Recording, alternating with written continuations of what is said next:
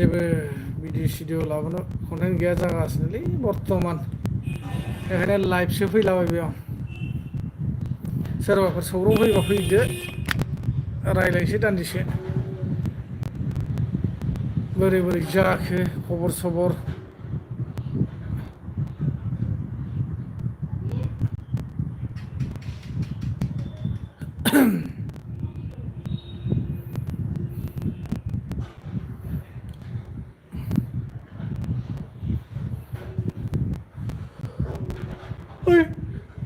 Live होदो माबा उन्दुनो ओंखारनाय सियायनाय गोदाव सोराव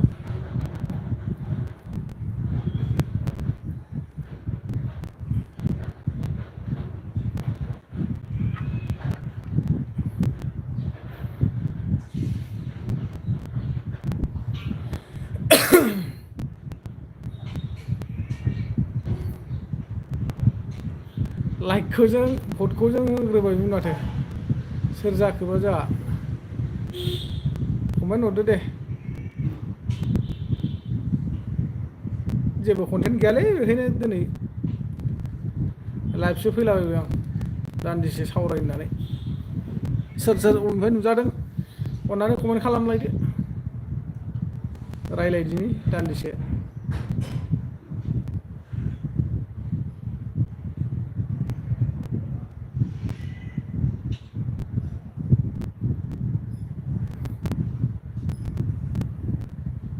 मा मा ओंख्रि जानानै फैखो नोंथांमोना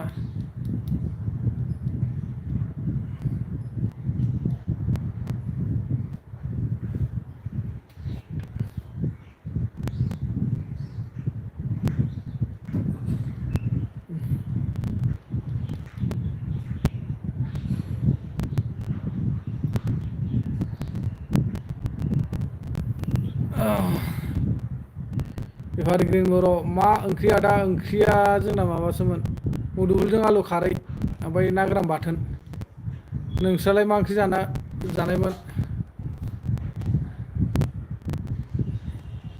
एभारग्रिन बर' मा ओंख्रि जाना फैखो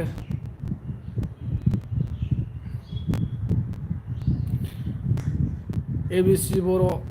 माबोरै खबरा बुन्दु खबरा बिदिनोसै बुन्दु मोजां गाज्रि गेजेरावनो दं नोंहालाय मोजां गाज्रि गेजेरावनो बेराफारसे गाज्रिबो हरै न'खरथिं गाज्रि ओरैजाय मोजां साब होनांसिगोन माथो खालामनो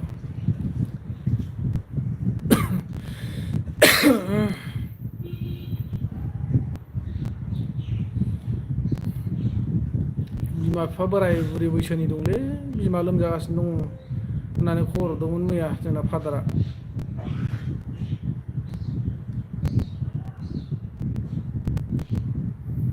डक्टरनाव लांनो थिनदोंमोन आं मैया दाख्लैनो हरदोंमोन खबरखौ लांखोना लांदियाबा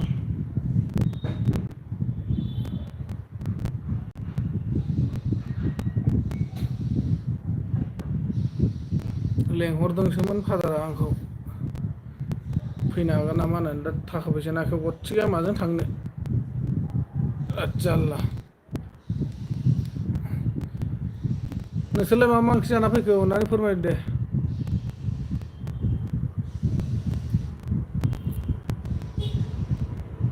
एभारग्रिन बर' आरो एबिसि बर'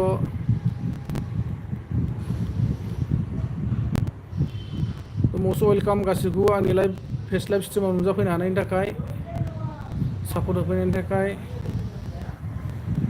जोबोद जोबोद साबायखर नोंसिनिसिम आसा खालामो दान्दिसे सम सावरायलायगोन होननानै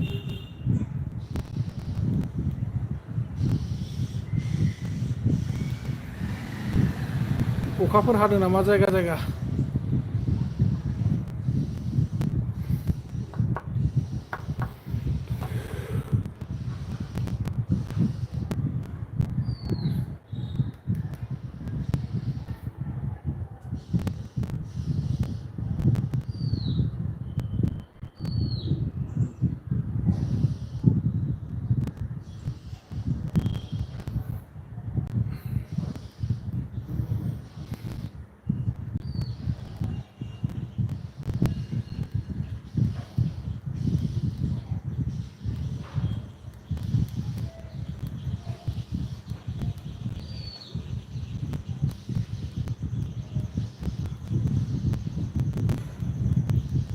कमेन्ट हरला रावबो कमेन्ट हरलायदो दे सोरबाफोर फ्रियाव दङब्ला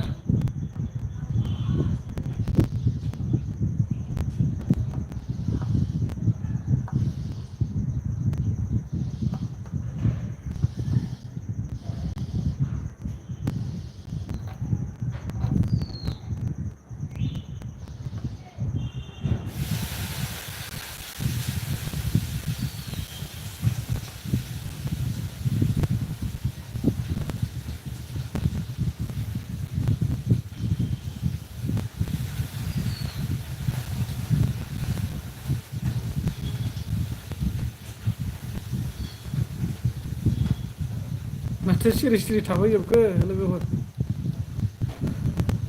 एक्समान आं फैलायबाय आदैनो दे दे दे दे एक्समेन बरिया थेंक इउ गोजोननाय थाबाय आंनि फेस लाइभआव नुजाफैनो हानायनि थाखाय माबोरै दं खबर सबर एक्समेन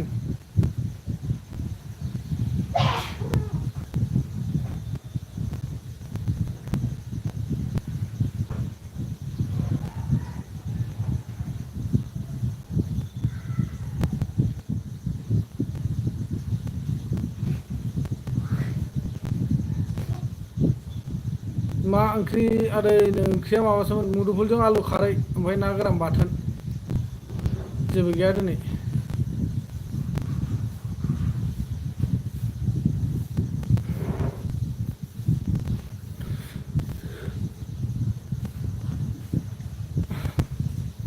नोंलाय मा ओंख्रि जाखो एक्समेन ना जाथ'वाखै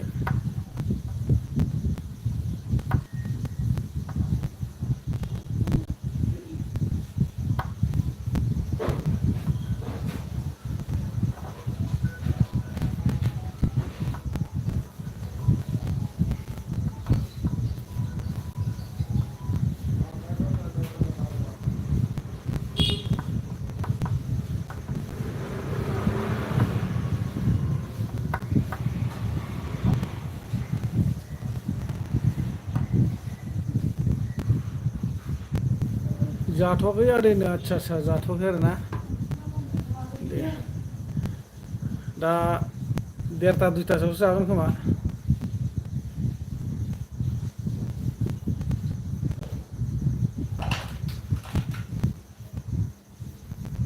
कमेन्टखौनो हराखैलै मानसिफ्रा ओरैनो सिरि सिरि नायना दंथ'यो सानसुनि गोलांजोबदोंदां परि फैदों परि ओइ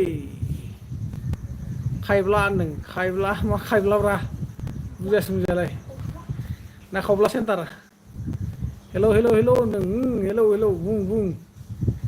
मा ओंख्रि जाखो परि मोब्ला होनदों कुमार सेन्ट्रि मामा होनदों हा मामा जी बोलो मा खबर मावजी नै खबरा बिदिनोसै কি কৰি আছে এনে আছে কুমাৰ তোমাৰ কওকচোন কি খবৰ गेरेमसा बर' हाय आदा बाजै बोरोनो बाजैया दङ न'आव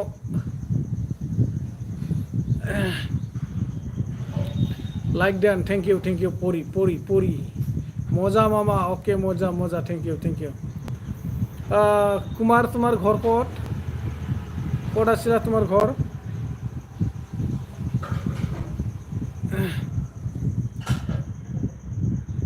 आदा मोना महा थायो मोनलायनो गुवाहाटीयाव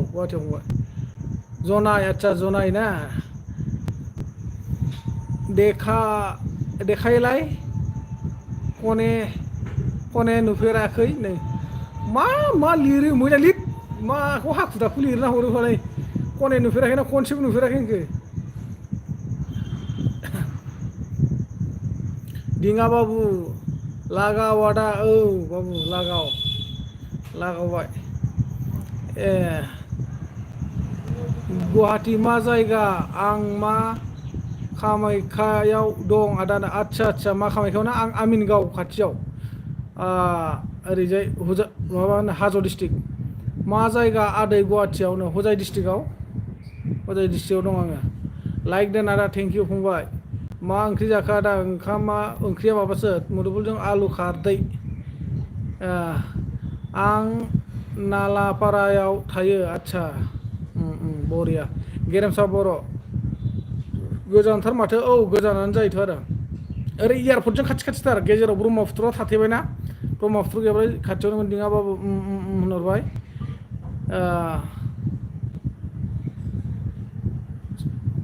आप कहाँ से हो मामा मैं गुवाहाटी से है गुवाहाटी कुमार अपनी लखीमपुर पुराना हो जानो ना ओइ मा दै लाना फैलै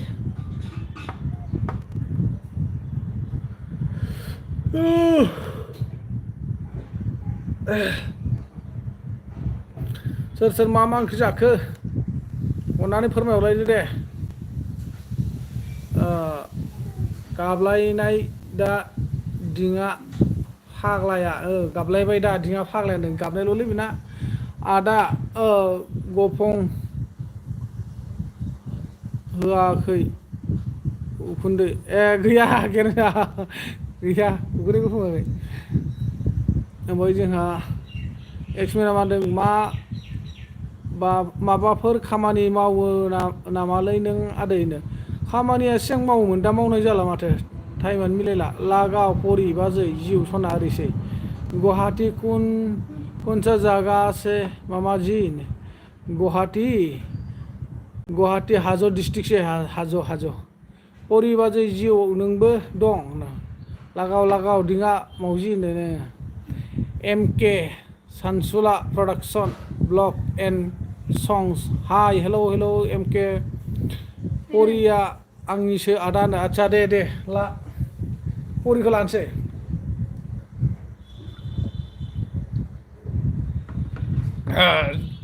जों गामि खाथिनिसैलै दिङा बाबु लाङोबा होसोजागोन माथो नोङो एक्टरजों परिनि एक्टरजों होसोजागोन दिङा होनना मिनिदों आरोना मिनिग्लाबनानै दिङा होनना बुंदों आयै आब' मदनि फैदों हाय होनदों नों हेलौ आब' मदनि मा खबर माब्रै दं खबर सबर जोबोर गोबावनि उनाव लोगो मोनलायबायना आब' हा दोन बेयावनो दोन MK सानसुला मा होनखो आंनि खि बे सुसकार्ट बुजियासैलै MK आंनि खि बे सुसकार्ट बुजियासै MK ब्र नोंनि कमेन्टखौ दिङा बावसो होनदों औ बेयावसो दिङा बाबुआ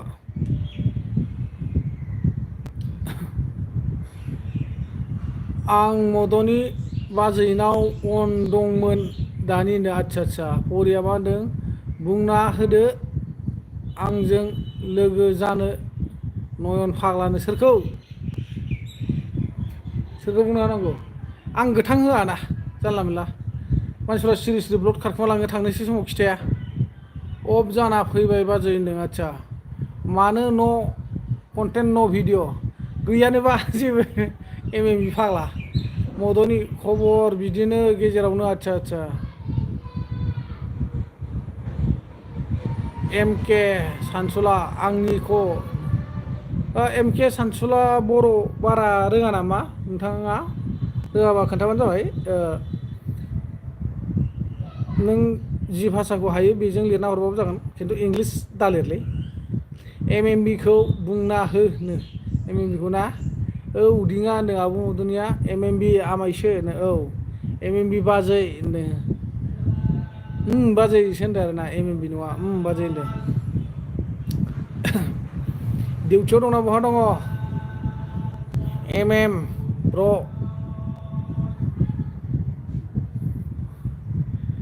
लोगोफोर परिजों लोगो जानांगौनो परि ब्लग ना मामोनलाय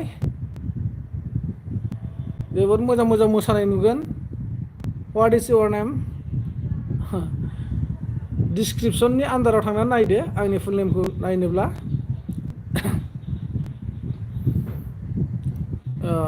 MK सानसुला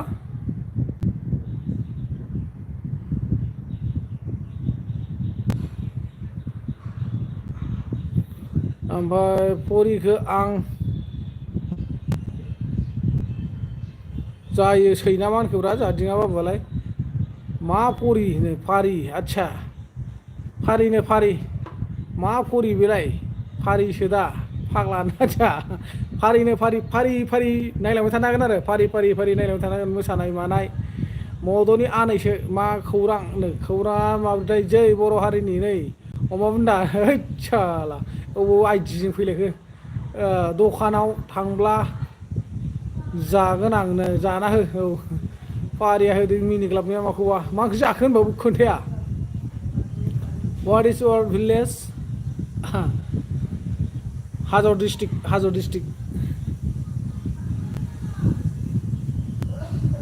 Permanent address Sonipur Jilla. Boro Comedy Official. Godo Bodoland नांगौमोन दा मा नुनो मोनखो कमेन्टआ मोनसे मोजां फैबाय हारिनि सोमोन्दै दा मा नुनो मोनखो बेनोथ' जाहैदों नुगासिनो दङ संसार नाङै रायजो राजाफ्रा बेखौ आं बुंलायनांगौनि जेबो गोनांथि गैला नङा होमबा नोंथां ओमफ्राय आब' मद'निया मा होनो खौरां बिदिनो आमायसो नों फारिया मा होनो नों गोथांखौनो होआबा बोरैथो लोगो जालायगोन दे सार्च खालामदो आरो नांगौब्ला खोन्थाबानो जाबाय गोथांखौ खिन्थु थांनोसै समाव खिन्थालांबानो जाबाय आं माने क्रमाव थांना बोखारबाय थानो बायो ओंखायनो बेयावनो बोखारना लाखिसै आंखौ मा बुंना होनो थिनखो दिङा ब्र'नो जानो फाफि बिबारनि मा होनखोब्रा फामि बिबारनि थेन्था आलुसोनो फामि बिबारनि थेन्था ओमफ्राय आलु आरोना ओंख्रिया गोथाव जायो दा लोगो जानो MMB आदा औ लोगो जानो बुंनांगौ आरो दा फारिजों लोगो जानांगौ फारिजों नांदों आरो दिङा बाबुआ गोथाव दे दिङा बाबु बे बाराव मोजां भिउस फैदों दे नोंहा बरिया जादों वाट्सआपआव स्टेटास होना दोनदोंमोन आं दहाय दानबाय आं 6000नि गोजौआव फैबायथ' ना 7Kआनो जाबाय खोमा भिउसआ बेनो हाइस्टलाय दिङा बाबुनाव एबाराव साबसक्राइबारबो जाबायथ' वाच टाइमल'सो कमप्लिट खालामनांसिगौ दंखायो जोंना दिङाजों लोगो आदसा दिङाजों लोगो दंलायखायो आरोना अन्नानै बयबो लाइक हो औ बयबो लाइक होथ' आरोना दिङा बाबु आं थांसै दे आब' दे नोंखौ आं सब समाय बिजि नुबाय थायो आब' थां दे जेबो नङा बेस्थ' थानो गोनां जायो नोंहा माखौ मिनिफैखोलै जोमावालाय न' थुबायलां आदसा दे गरमथार नामा एन्टि होनो गरमाथ' बिदिनोसै अखा गैया नालाय माखौ मिनिलायखो जोमाव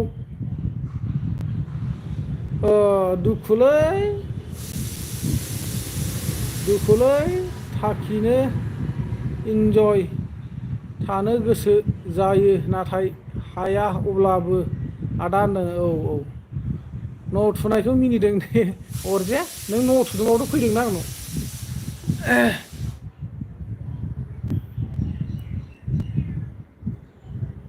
ओमफ्राय आसि बिमाखौ थुला आरो रावबो आसि बिमाखौ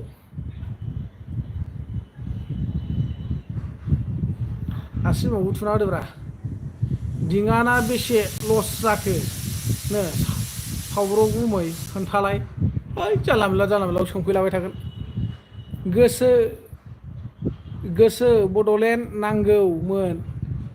गोदोसोना गोसोब्रा दा फिसा गोनां हिनजावफोरखौ लाना खारनाय नुसोबाय आदसा थुवालां नो आदसा खख्रा गोरान ब्लग फैदों जोंहा ओइ आदा नोङो माहायनि होनो आङो सनितपुरनिलै फंबाय 50Kनिमोन आदसा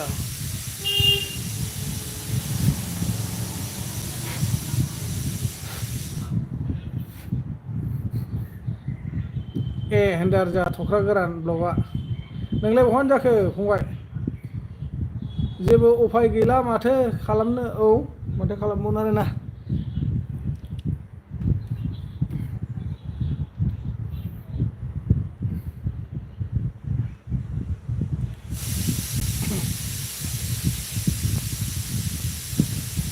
मा सोङा बेलाय मैया मनजितनाव दिङाया 180 लस जाबाय होनदोंमोन माथोलै जानोबो हागौना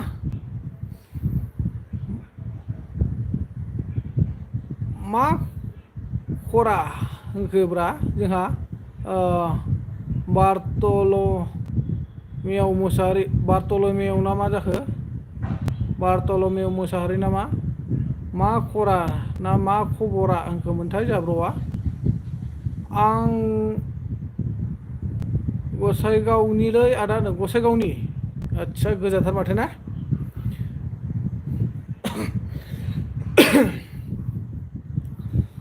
गसाइगावथ' गोजानथार दिङा नोंनि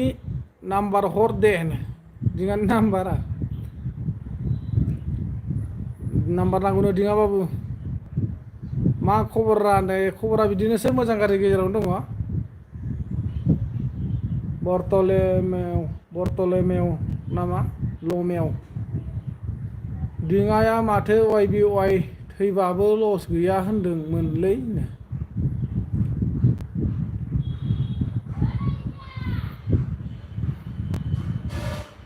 मिनिबाय आरो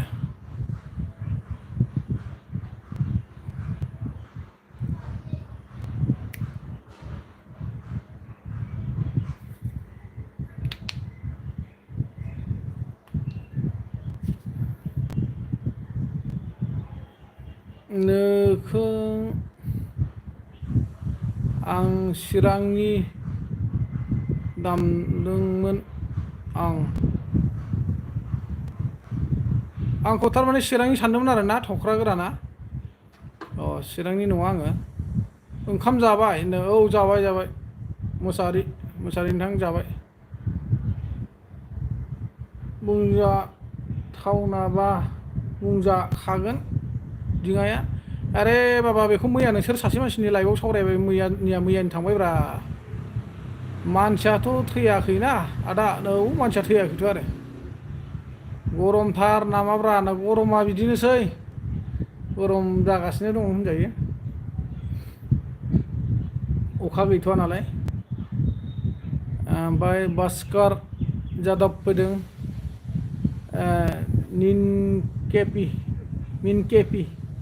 मिन केपी मतलब क्या है मुझे समझ भी नहीं आया गरमथार नामा गरमा बिदिनोसै मा होनो लिमिट खम होना लादों थारमाने बांद्राय गरमबो नङा नालाय ओमफ्राय अखा गैया बेखायनो सान्दुं नालाय बेखायनो गरम मोनदों आरो होनबालाय मानोथो बुंथिंनाय दिङा सिरि सिरि थाब्रा बे दा बुङाखैना मैयासो बुंलायदोंमोन नोंसोर मैयानो थांबायब्रा सोरनि एलबियावब्रा मनजितनावनोलै मनजितनाव मा होनहैनायमोन नोंलाय आइया आसिमाखौ रावबो हरला माथो बेनो बे दङ आसिमाया ओं होनदों आरो थख्राया माथो नुवाखैब्रा आंलायनो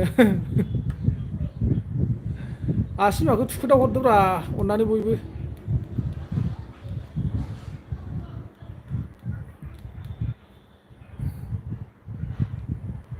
दिङायानो नुवाखैनो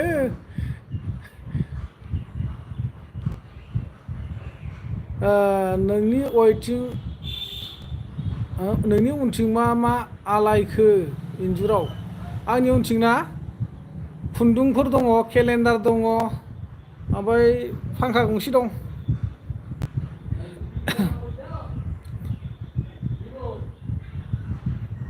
लसनि होनदों र' आं चेक खालामनिनो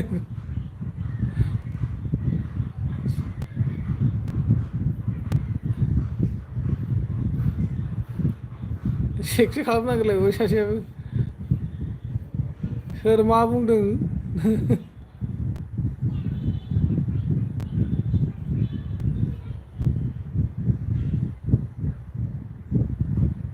नोंसोरसो मिथिलायगौलै जोमावजों नोंजों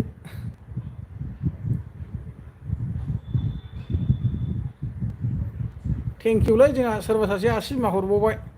थाथ'आ दानो आदसा दे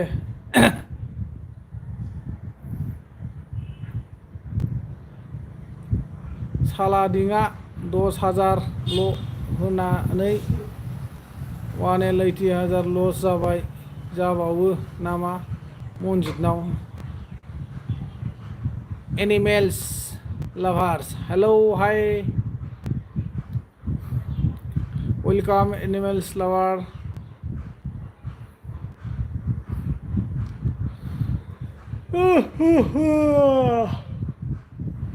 बे सानसेयाव डाबल थुनो मोननाय समाव इनभेस्ट खालामदेरदोंमोन खोमा आरो माथो जोंथ' मिथिला सोरहा बेसे लस जाखो सोरहा लाब जाखो जोंलाय बोरैथो खिथाजोबनो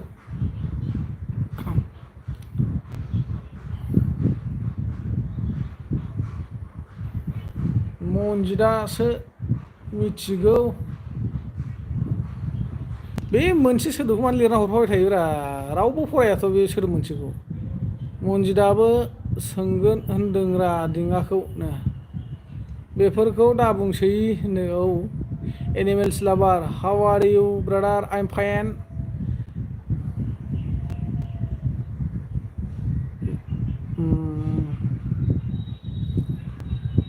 बाट animals lover do you Hindi आन्डारस्टेन्ड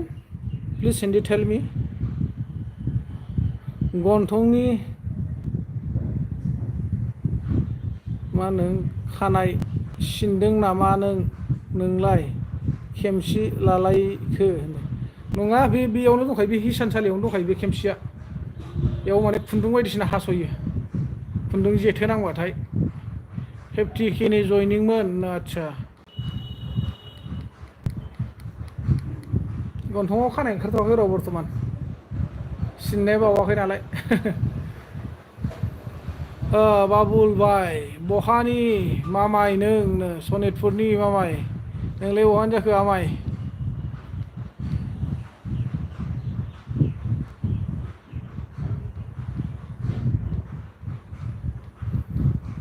हा नुदों जोंहा मोसाहारि बिथाङा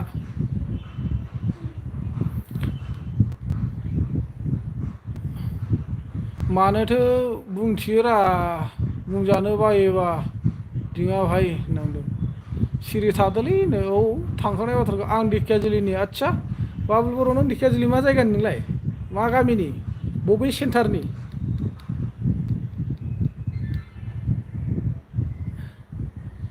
yes I know Hindi brother okay please tell me Hindi आं सिरि थायालै बुंबाय थागोन नो आदसा सोना हरदोरा आदानो औ सोना हरथ' आरो ना दिङाबाबु लस जानायखौ मिथिनानै फन नाम्बार दंना गैया जोमावनि दिङाबाबु बिहरबाय था खावब्ला सेन्टारनिनोलै नोंहासो गिबि मिथिग्रोयो आरोखि सोना हरदोरा आदानो औ बाटासपुरनि नोंलाय मा मायनो बाटासपुर मा गामिनि नोङो देलाय खोन्थालाय आंथ' बाटासपुराव थांना फैनाया बावाखै साल्टि बेरायनो थांगौमोनलै सनितपुर मा गामिनो औ सनितपुर मा गामिनो हनै बाटासपुर मा गामिथाय बेरायनो थांनो बिसालथिं ओंखारखाबाय नोंहा ओंखाम जायाखै नामा आदा ओंखामखौथ' जाबाय फंबाय एलबि बर' फंबाय फैदों जा एलबि बर' फंबाया हेलौ होनना हेलौ फंबाय मा खबर हिनजावनोसो हरोलै आदा जोमावा गावहानो औलै एन्टि होनना बुंदों औ एलबि फंबाय बुंदो दे माब्रै खबर सबर लस जायाखै दिङा ना लाबावसो दं बिहा आंनो हर दिङा 500 होनो मोजां आदा आदसा मोजां ना दे फंबाय दे ओंखामफोर जाबायना जायाखै फंबाय गासिबो ओंखाम ओंख्रि जाबोजोबखाबाय ना आंनि एलबिआव फैनायफ्रा फंबायमोन बिदाफोर आंनि बन्धुफोर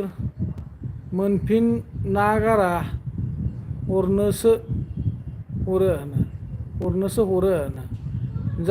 जाबाय आदानो आदसा मा ओंख्रि जाखो फंबाय ओमफ्राय जा एलबि फंबाया बहानि जाखो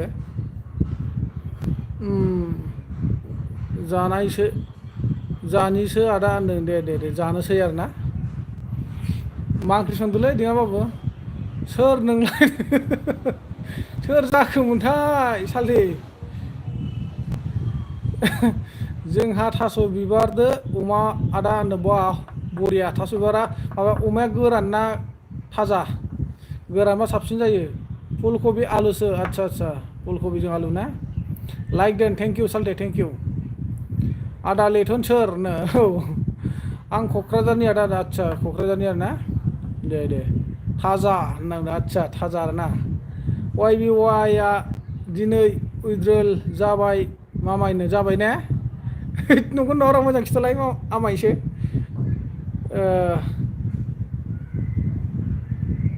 सोरांसार बसुमतारी फैदों जोंहा जाबाय आदा अमा बुन्दा दा होनदों आदसा अमा बुन्दा दा आरोना आदा माबोरै दं दङ फंबाय मोजां गाज्रि गेजेरावनो ना सोरखौ होनदों गोसो थोनायनो हरोब्ला जाब्रां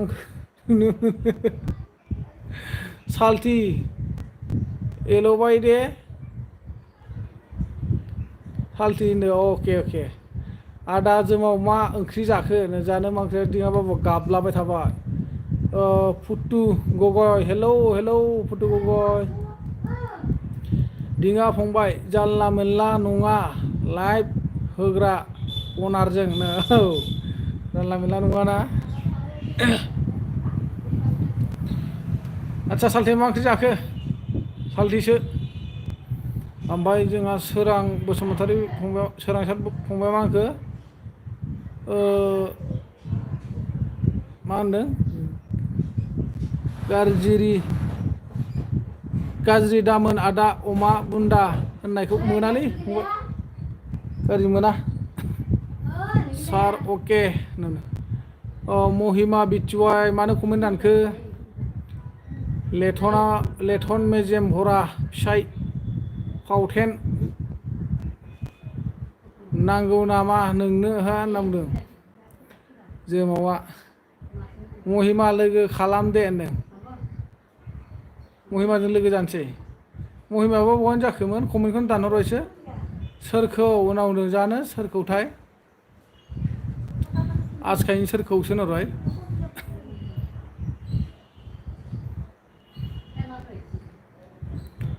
अके होनना बुंदों जा दिङा बाबा अके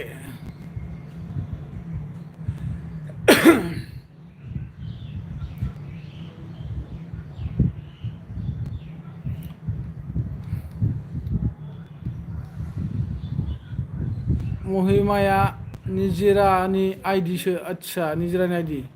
बुजियासां होनना बुंदों आंबोथ' बुजि मोनासै नों मा होनखो कमेन्टखौ दानबाय फार्स्टनिखौ उनाव आजखायनि सोरखौ होनफैबाय महिमा सोरमोन दिनैसो गोदान आदसा सोरांसार फंबाया मा होनखो हिन्जाव मानसिजों लोगो दाजाखा आदा गान खनलायनो हौ हैद आं गान खननो रोङा नोंहासो मोसानो गोरोंथार गान खननोबो गोरोंथार सोर निजिरा होनदों निजिरा जानोलै आदा जोमाव मा ओंख्रि जाखो होनो ओंख्रि सोंगासिनो दंलै बेस्रा निउ बट राजा हाय आदा मा खबरा मोजां ना होनो औ खबरा बिदिनो आंनि फारसे मोजां खिन्थु न'खर फारसे एसे गाज्रि जानानै दंथ'यो बर्थमान एसे उसुबिदा थेवब्लाबो माथो खालामनो आरोना नोंथांमोनजों रायज्लायनानै दान्दिसे लाइभ फैनाय जाबाय फारि बाजै होनना बुंदों बानलु बाथोनसोलै दिङा होनना बुंदों हिन्जाव नांगौ आंनो नै ओरैसै सासेना दोनबाय आं आदा औ दे जागोन दे होनना बुंदों जा दिङा बाबा दिङा होननानै गाबफा हरबाय फारिया ओंख्रि खोन्थानो बायोलां एलबिफोराव उदै गाज्रि जायो होननानै आदसा उदै गाज्रि जायोनो जोमावा एलबियाव ओंख्रि खोन्थाबा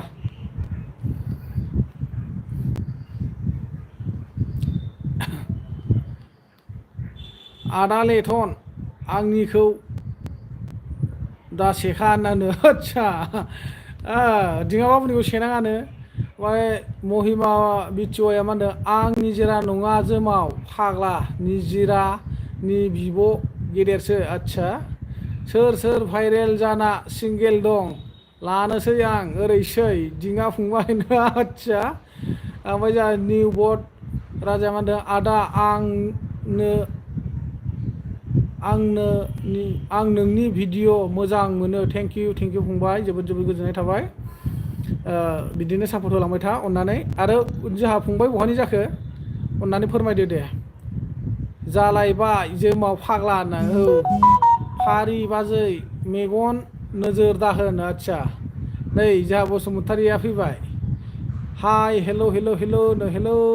माब्रै दं खबर सबर बसुमतारी फारि बाजै सना मेव होननांदों आदसा खुदुम मोनलायबावदों साला आदा लेथन आंनिखौ दासेखालै नों हिन्जावफोर महरखो नुब्लानो लोगो जानो साननाय गोसोआ सुनि गोसो गोजासोनो ओइ दुलदां बाजै बा नांदों लाइक दोन आगै थेंक इउ बाजै ओंखाम जानोसैलै आदा अमाजों थास' बरिया जाना होदो निउ बट हाय हेल' होनदों आरो आंहा दासो सफैदों एन्टि नुवाखै आं बसुमतारी अनामिकाखौ आंनिसो आदसा लागाव मेव जोमाव फाग्ला होननांदों दासो लाइक होनो रोंदों आदसा दे जेबो नङा दे महिमा आं भुटानावसो थायो आदसा भुटानाव थायो आरोना आदसा भुटान बबे जायगायाव थायोबा आरो पारमानेन्ट न'आ बबेयाव जाखो मा जायगायाव आंना ओंख्रिया खान्थाल बेगर मैथा नासोमोन आगैमोन आदसा गोथावानो दे लाइक दान बाब गोग्गोम लाख निजुतखौ थिहरबायलै जोमाव फाग्लाया बावदोंसोमोन लाइक होनो आंबो आदसा दे थेंक इउ बसुमतारी ओखि मा खालामदोंनो जानो मा खालामदों बिदिसो आरो नो औ थाथ'दो आदा दे एसे मोसौ मा होनदों खास्लायनि औ दे खास्लाय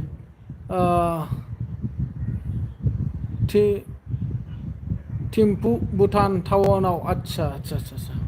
ओमफ्राय ओरैनो मेन न'आ बहा जाखो फंबाय ओमफ्राय Tahin Narzary I am at home thank you बयनिसिमबो जोबोद गोजोननाय थाबाय आंनि फेस लाइभ स्ट्रिमाव नुजाफैनानै दान्दिसे सम सावरायफैनायनि थाखाय मदद होफैनायनि थाखाय बयनिसिमबो रोजा साबायखर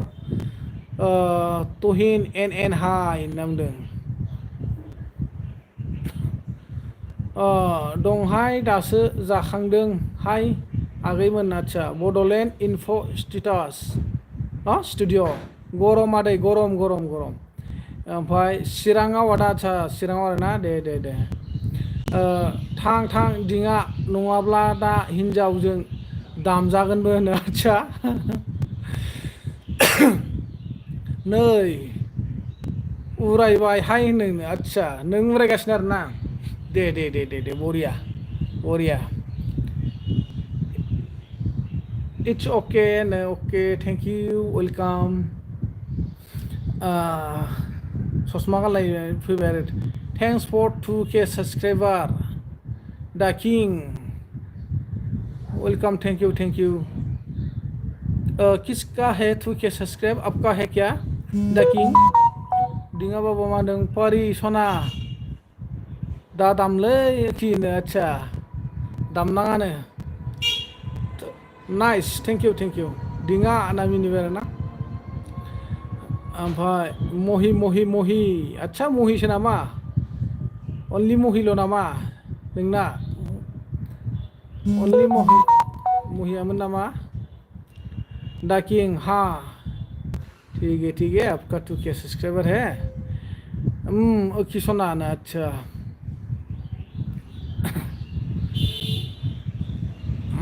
ना मुंडे जा फारि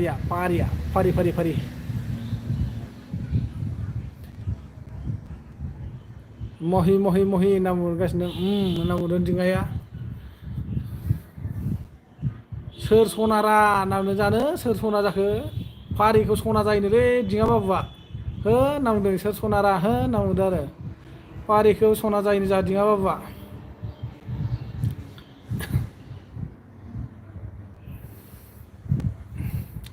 भुटाननि हिन्जावा जा मोजां दं आरो लाना फैफाखादो बेवहाय खालामनो ओखि थाथ' सना ओखि दे होननानै गाबबावो आरो मिनिबाय ओमफ्राय फारिया नांबाय जा तहिन नार्जारिया तहिन नार्जारि जा बहानि जालायखो अन्नानै फोरमायदो बबे जिल्लानि दे थां दिङा सनानो ओरैसै अन होनदों जा बसुमतारिया थाथ'दो सना खिदेनो ओरैसै फारि हेलौ होनना बुंदों जा महिमाया अन होनना बुंदों मा खालामदों बाजै अनामिखा गाबख' खामदुरि होननानै खम गाबदों बे मैया ओरैनो आंना मनिटाइज अपसना गोमाफिनबाय होननानै मनिटाइज अपसना माबा जाफिनबाय होनदों नामा आदासो सोर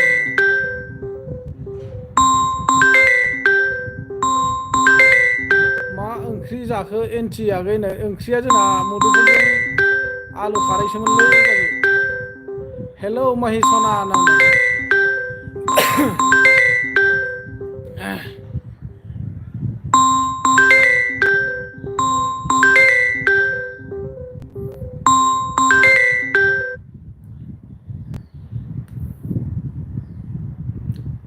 नै बिदिखौनो बायो दे आंबो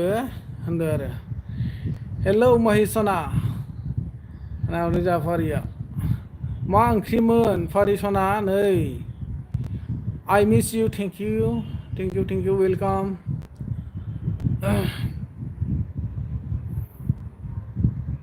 जोंहा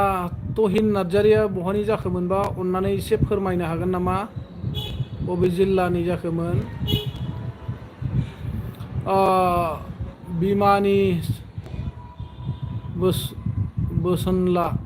बोसोनला हाय आदा हेलौ फंबाय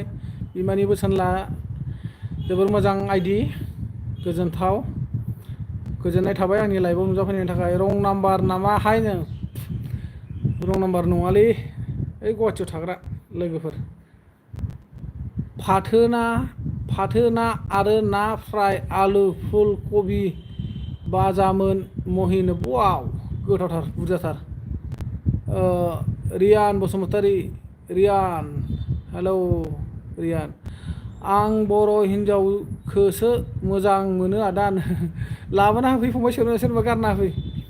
मानो सना जाखोनो सोर होनना बुंदों 100% गार्लफ्रेन्डनि कल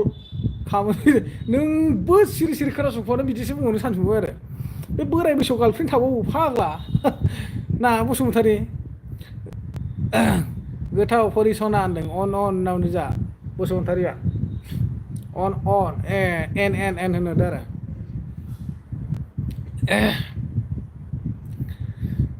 रियान हेलौ रियान बसुमतारी महिसना होनना बुंदों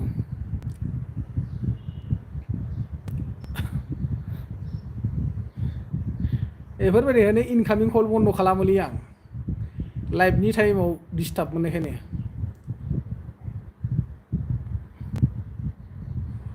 लोगो जादो रियान बाबु होनदों लोगो जानोनो रियान बाबु आसोलखासो एन्टियाबो धोद फाग्लि एन्टि आदा होनना बुंदों हिन्दुस्तानी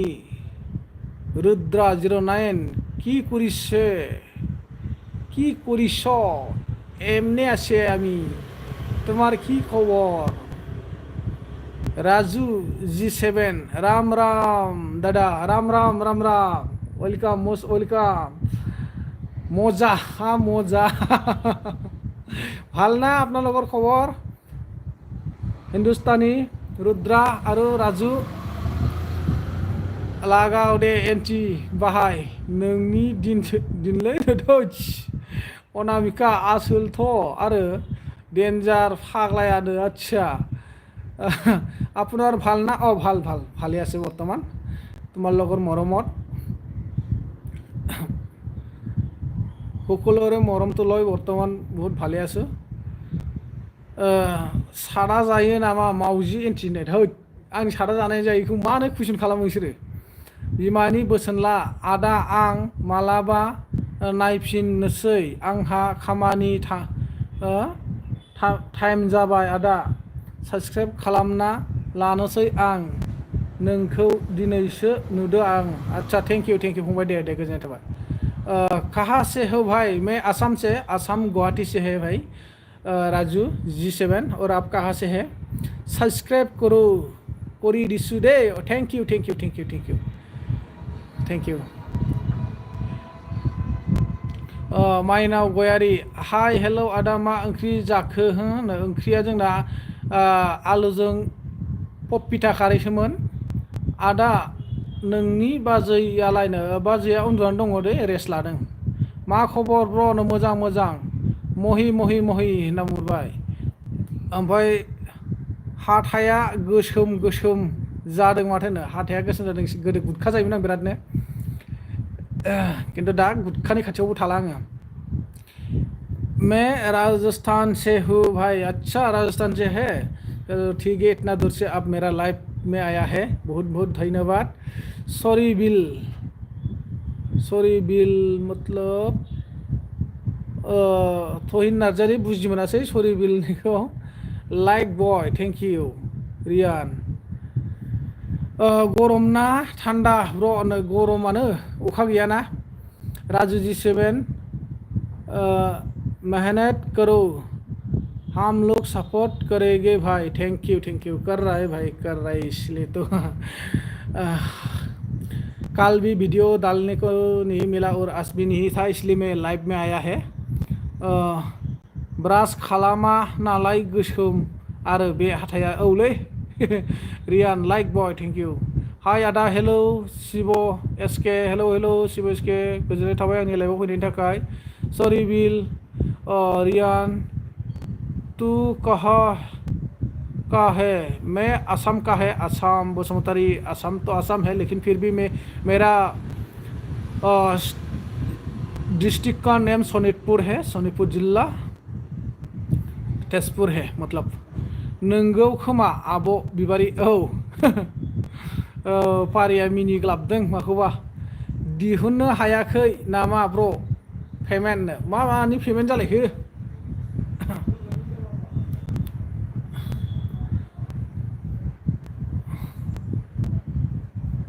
तू कौन मैं कौन आप तो देख की पहचान रहा है ना मैं कौन है महिमा नंमारगौ नामनो औ नंमारगौ दिहुननो हाबावाखै नामा बुंदों गैथ'वा गाबोन समफोरनि गेजेराव माइनास जायोना जाया नायनोसै माइनास जायोबा 21 निफ्राय 27 तारिखनि गेजेराव मा जायो गाबोन समफोर माइनास जायोबा मिथिना लाखादो 21 निफ्राय 27 नि गेजेराव फैगोन होननानै आरो तेरे घर में कौन है भाई मेरा घर में मामी है पापा है छोटा भाई एक है बड़ा भाई 2 है भाई का क्या बोलता है इसको वाइफ है मेरा बेटा बेटी है भाई का बेटी है बहुत लोग हैं क्योंकि पूरा हिसाब करने से तो 12-13 ज़्यादा होगा 15-16 आदमी होगा टोटल मेंबर्स लेकिन सभी लोग अलग अलग हुई है अभी मेरा मामी पापा छोटा भाई का साथ में रहता है और अभी मेरा इसलिए दुखी है क्योंकि मैं आप लोगों के साथ में लाइफ में मैंने फ्री इंजॉय कर रहा है लेकिन मेरा घर में मेरा मामी को थोड़ा बीमार में गिर पड़ा है हमको तो जाना ही था लेकिन हाथ में 1 रुपया भी पैसा नहीं कैसे जा पाएगा देखता हूँ कल परसों क्या होगा आर'नाइ लाया नामा आर'नाइया बे गस्ला गिन्जि गाननायाव गरमाव आर'नाइ लाना मा जानोलै महि मा नै लोगो नायलाय आसोलनि मा होनदों हाराया मानि थाखाय गोसोम देनो जानोलै नोंसो मिथिसिगोन होआ बियो महिनो वाइफ भी 2 है पागली तुम है ओ ये है एक मेरा ठीक है दूसरा भुटानाव दैबाना जादों अच्छा ए नाम जा महिमाया ओमफ्राय पारियाबो मा कमेन्ट दानलायखो पारि देहाय मा होनदों देहाय नामा नों जानो मा देहाय नामा जाखोथाय ओइ सावब्रब गुमै आंनो बैखौ नायना होफै लाय 50,000 हरगोन आं नोंनो दानो हरग्रो गाबोननो थांनानै नायगोन आं खुनु खोथा गैया गेरेन्टि होयो आं 100आव 110% बुजिबावासै भाई होनना बुंदों बुजिबावासैहाय होनना बुंदों जाहा you are going to fast thank you बेटा फैबाय दे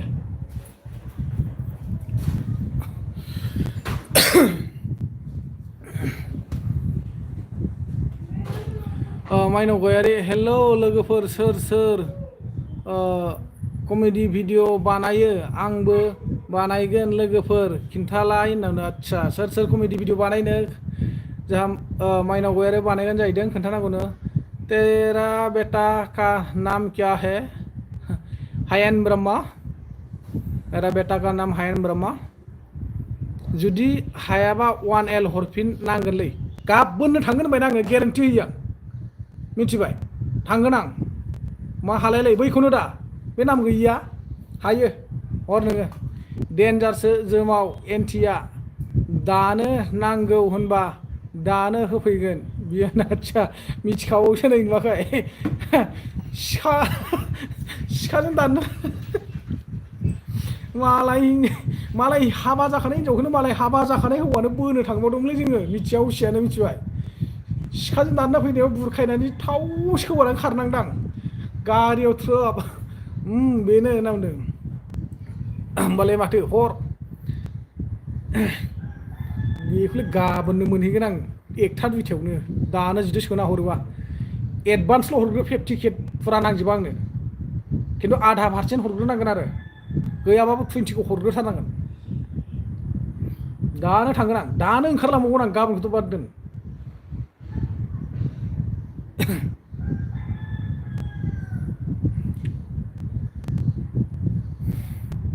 भाई लोग कहाँ चला गया आप लोग देरबाय दा राजा देरबायथ' आरो लागा बरिया आसोल खम जारला जादों जों मालाय हाबा जाखानाय हिनजावखौनो ओंखाम जाबाय थानायाव थांना आखायाव दों बोना लायबाय सिखा लाना होसोबोबाय दा र' बिदि नङा होनना बुरखायनानै थाव सोबानानै गारियाव ट्राप हाबबाय जै सालायदों ओमफ्राय लाग्राया हिनजाव लानो नागिरग्राया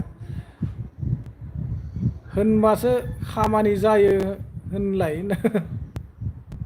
औ रा होनबासो खामानि जायोथ' आरो एडभान्स नांखागोन ना मोनबोआबालाय आरे नों रायज्लायनानैसो नों खिथाना नायहैनोसो खिथादों आंखौ नायहैनायावलाय माथो बिलाय थांबाय रायज्लायबाय नायनानै फैबाय बिदिसो दा आरो लाबोनांगौआ लाबोगोन रिक्सखौ नों लाजोबनांगोन खिन्थु लाइक बय दि बट 11 थेंक इउ माइनावा मा होनदों माइनाव गयारिया आदा जोमाव मा ओंख्रि जाखो होनो ओइ राजा जेरावबो दा थां बसुमतारी अन नावनो जा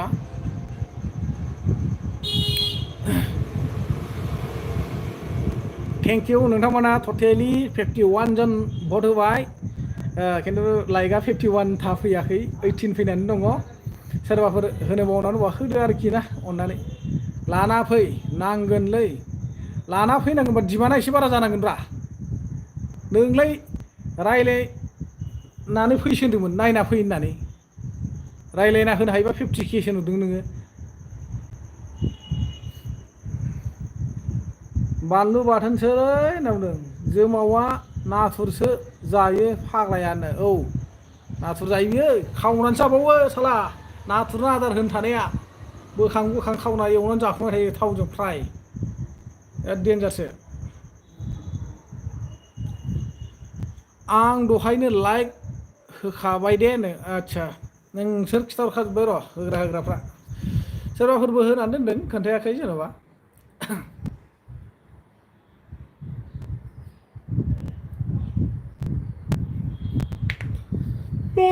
आथुंटा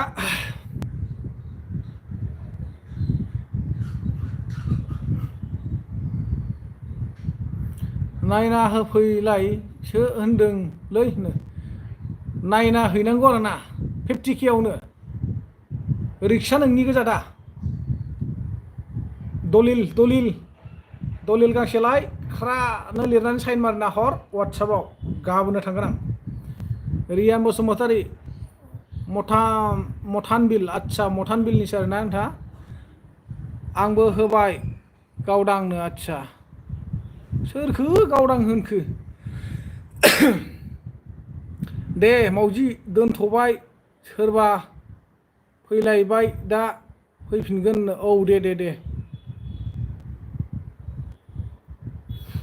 जागोन दे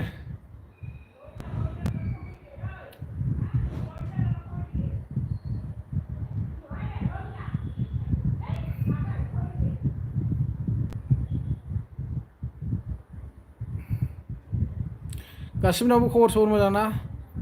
अके हाथारोबा गांसे हरगोन आं 1L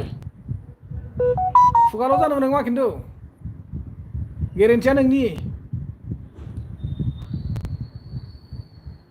आं खामानिखौ जेरै 110% गेरेन्टि लादों नोंबो गेरेन्टि लादों देरहासार बसुमतारी फैदों जोंहा बबाव दं सार नै रुमावनो दङ सार रुमावनो माब्रै खबर सबर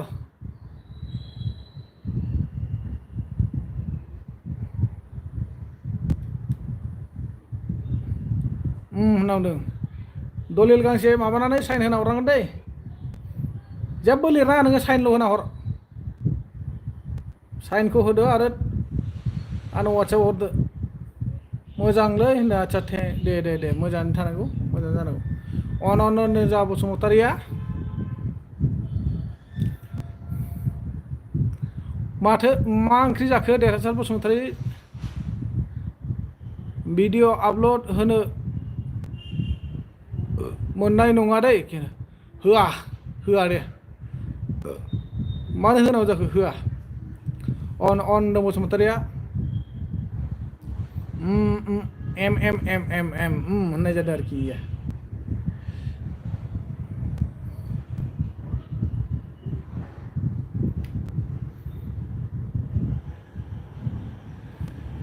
दा देरहासार सारा मा ओंख्रि जाना फैखो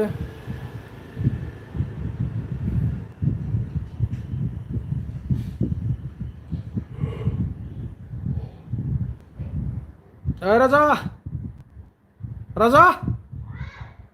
अ थांखोरा फारि आब' खिन्थायालै दे ओंख्रिखौ बे जोमाव रियान लाइक मथानबिल इन 10 थेंक इउ रियान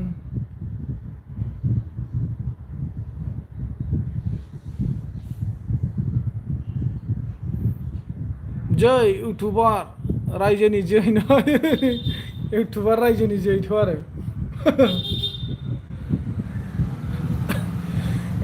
जोंना बसुमतारीयाबो रोंथारगौलै जाथोनो हालिया गाबखौ खान्दुरिया होननाय खम गाबदों बे मैया डिस्टार्ब हरबाय थानाय समाव ने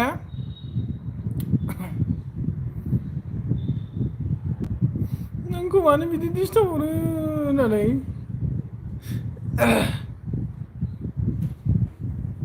ओंखाम मोनजायाखै स्कुलाव मा ओंख्रि ओमफ्राय दालि तरकारि मा तरकारिब्रा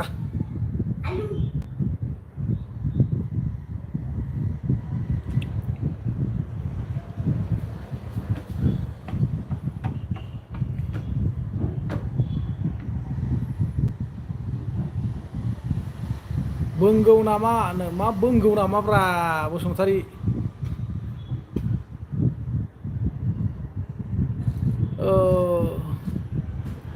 जेट लिपि ब्र हेलौ ब्र हेलौ नों टेनसन ल'ब नालागेब्रा नों लानानैल' फैबानो जाबाय बाखि आं दं फिसाजोखौ लाबो नाङानो आच्छा नोंखौ नामा मा नोंखौ नामा मा होनलायलांखो बसुमतारी गाबखौ खान्दुरि होननानै खम गाबदों मानि डिस्टार्ब हरो आंखौ बिदि लाइभ होनायाव सोर पाप्पि बेलाय फन हरबाय थाग्राया खम गाबदों बे मैया गाबसो गारदों नामा नोङो आंहा ओरैबा मनिटाइसआ डिस्टार्ब जाखाबाय होननानै जेटलिपि माखौ मिनिसो गारखोलै जोंहा जेटलिपिया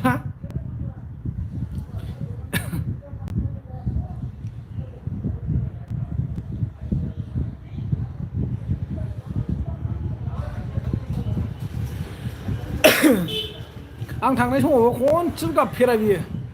बाबाया बिमानिसो लागोंलै होनो लादोंना लागोंब्रा मा होनहरलाय लांखो नोंबोलाय मा ओंख्रि जाखो आदा होनो ओंख्रिया स्ट'रि अफ लाइफ ओंख्रिया माबासो मुदुफुलजों आलु खारैसोमोन ओमफ्राय ना गोरान बाथोन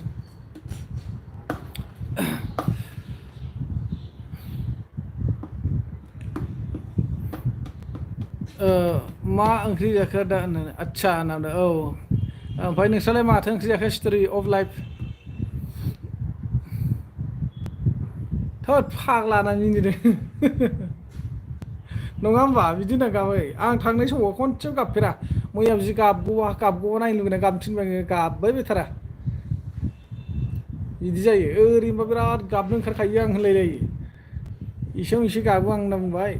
गाबगौबा बुंबाय थाबाबो गाबथारासै बियो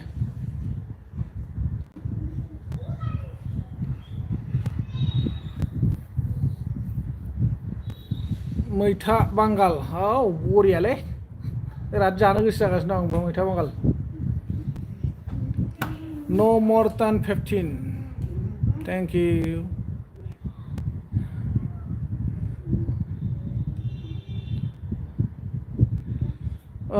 बिग्राय बसुमतारी फैबाय जाबा ओइ आदा दुरान काप नायनो दिनै क'क्राझाराव दा 7 PM आव दं आदसा दिनै दं आरो ना 7 PM आव गैयालै फंबाय माथो जेरावबो थांनो हाला मानियानो सुंथानानै थाबाय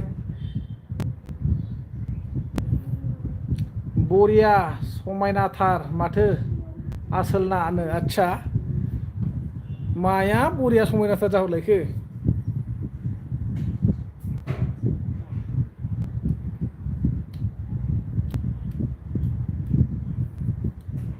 वा थुंथा मोदोम फिसा जालायदो आरो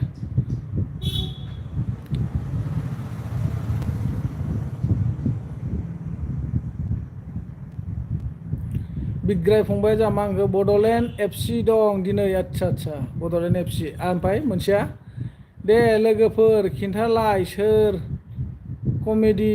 बानायोनो जानो सोर बानायो कमेडि बानायग्रा गैथ'वा खोमालै इयाव रावबो बुरिखौ खावनासो लायदों नामा नोंनो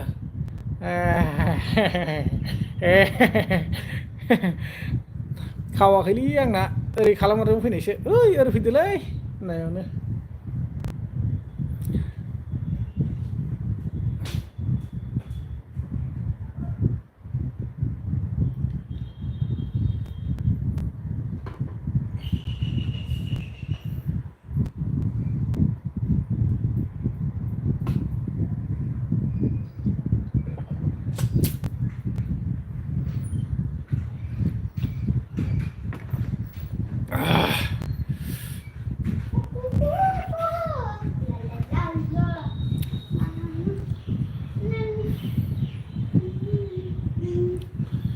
अनामिका बाजै गाबखौ खान्दुरि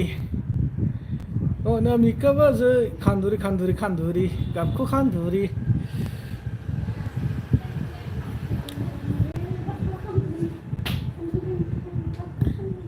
अनामिका बाजै कुक्रिकानि है apa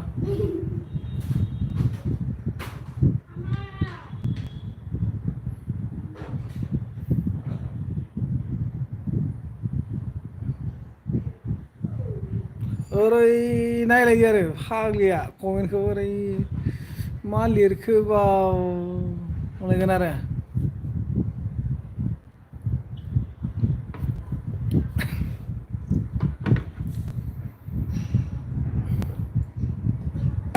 दे गाइसमोन लोगोफोर कमेन्ट हरदो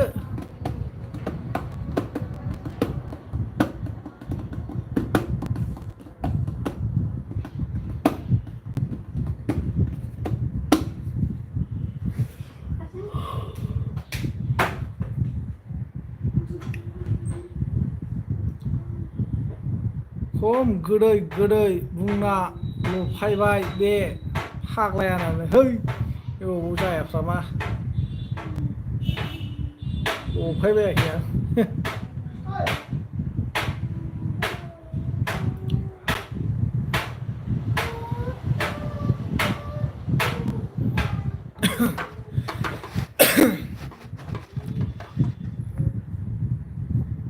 ओइ जोंहा बसुमतारी फैदोलै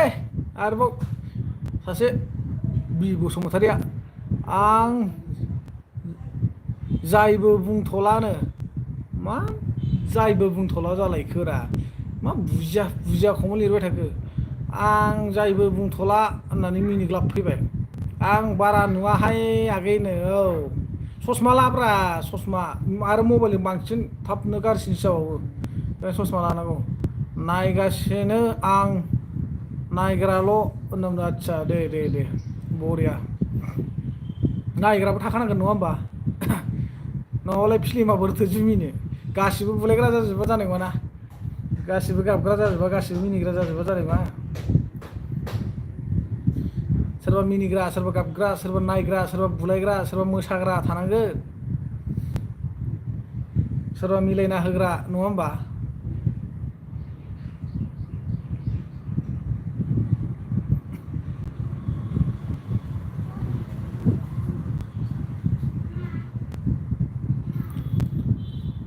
नारें सेबदोलै नारें सम सम बांसेन जायो नुथाराहाय फैसाखौ नुयो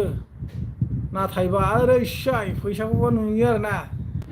सम बांसिन जायो आरोना नुयिया ससमा ला मेगन पावारजों मिलायनाय गोमसार बर'फोरनि जा हाय आदै हेलौ आदै मा खबर माब्रै दं खबर सबर आरो मा ओंख्रि जाबोखो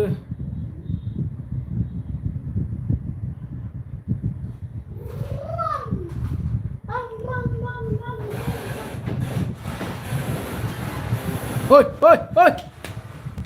मार हमना खाना दोन दा फानहैनांगौ बाजाराव सोरनि मोसौ बियो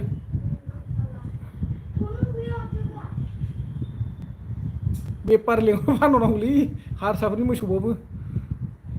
फारौ जाग्राफोरनिखौ लायदो आरो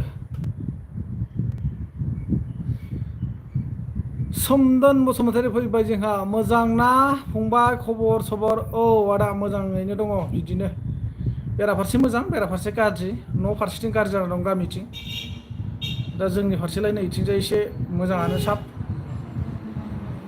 मा खावलायाव आखाइ होबायहाय होलायनायहायनो खावलायाव आखाइ होनायानोथ' जादोंलै साइड फारसे दुखु जानानै दं एसे टेनसन गामिनि न'खर फारसेथिं एसे दुखुआव दङ बे फारसेथिं एसे खुसियावनो दङ माथो खालामनो आरो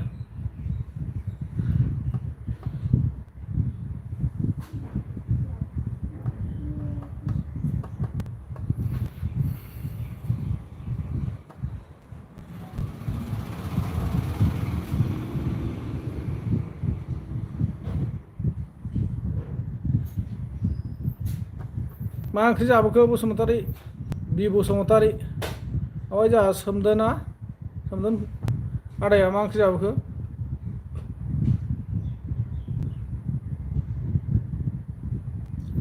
अन होनदों अनामिकाया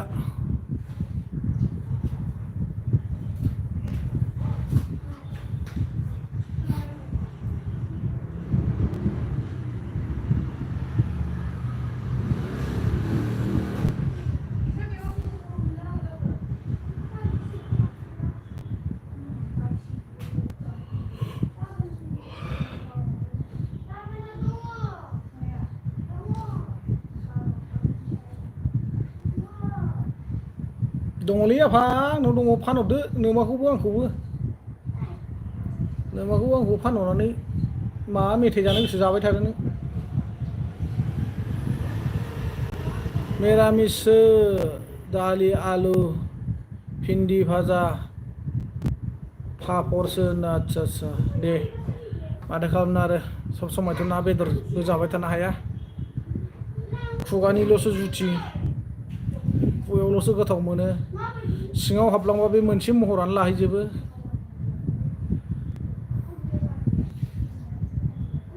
मा खालामनो जानो लुबैयो नङा होमबा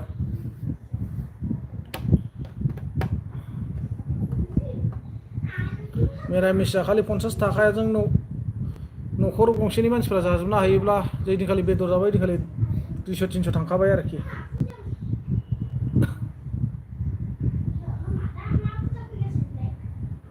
मनका फुजा दा सनिबाराव जाम्बा दा सनिबाराव माखौ मिनिखो बसुमतारी अनन बायजा दाबल बसुमतारी मारै फुजायाव थांगोन टप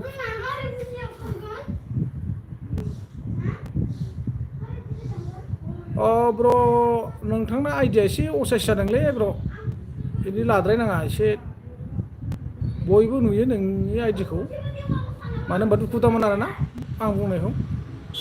दायो खि जानि नोंथांनि न'खरनि मानसिफोरबो दंबो जानो हानाय आंनि लाइफआव दा गैथों जेन'बा मोनसे खोथायाव दा बयबो नुनाय जायो नोंनि आइडिखौ बेखायनो अननानै चेन्ज खालामना ला हामद्राया बांद्राय बेफोरबायदि लानाङा दुखु दामोन आरोना सोमदोन बसुमतारी आदाया मा होनदों अमासो आंना फंबाय आं बारा मानिथ'वा दानो होनो आदसा आदसा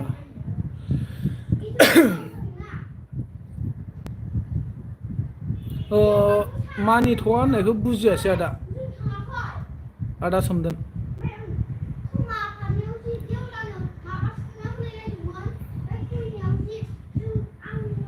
बसुमतारीया मिनिदों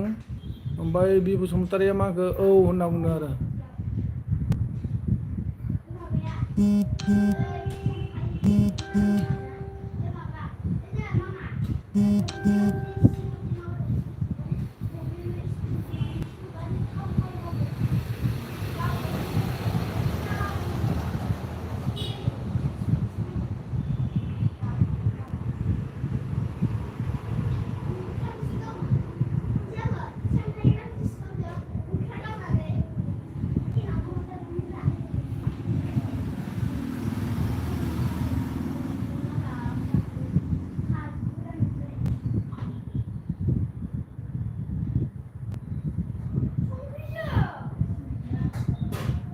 आदा सोमदोना बहानिमोनलाय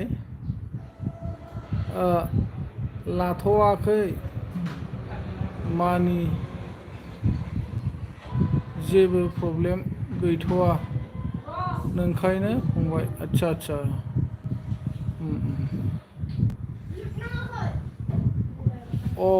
अन चेक होनदों आरो जा बि बसुमतारीया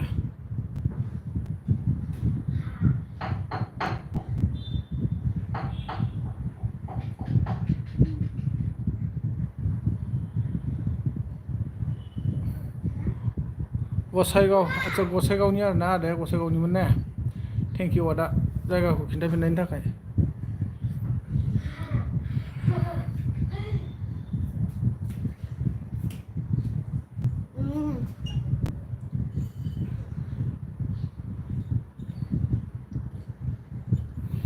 गसाइगावआव जोंहाबो आलासि दङ आदा सोमदोन ओइ माबाथिं जानालिथिंजाय बनगामि होननायाव थाङो आं सम सम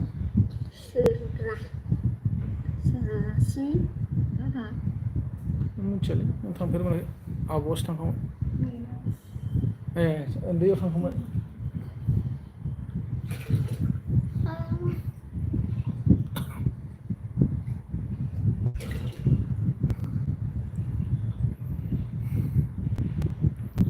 जानालि बनगावन सोरमोनबा होनदों राजु मोननाव थाङो आदा राजु बिरहांबो होनो आदानि नामखौ ओमफ्राय आब'नि नामा गिता ओमफ्राय नानिनि नामा रिमिता होनना बुङो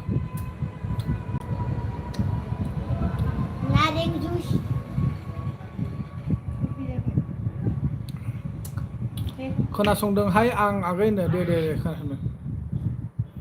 उन्दुनो ओंखारदों आंखौ होनो आदसा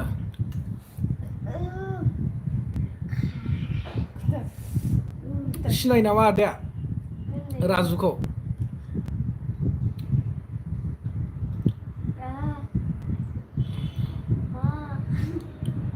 कमिटमेन्टखौ सिनायो खोमा ओमफ्राय बे भिडिअबो बानायलाबायोमोन ना दैमालु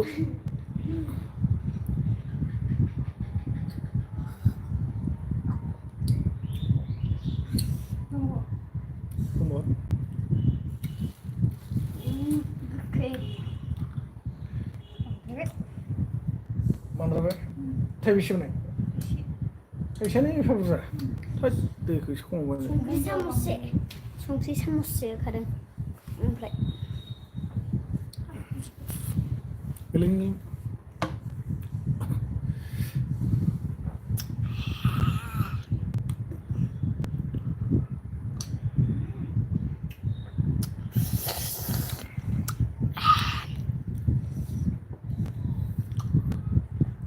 गोखैथार मोनबाय नामा जाखो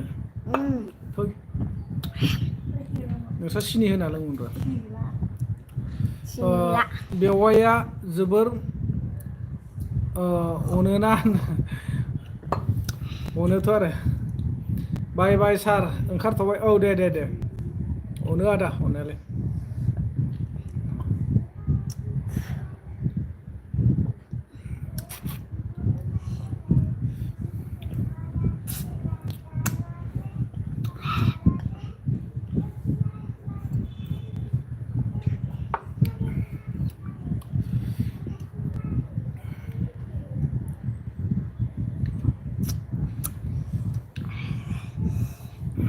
आदा नालाय गसाइगाव मा जायगा आदा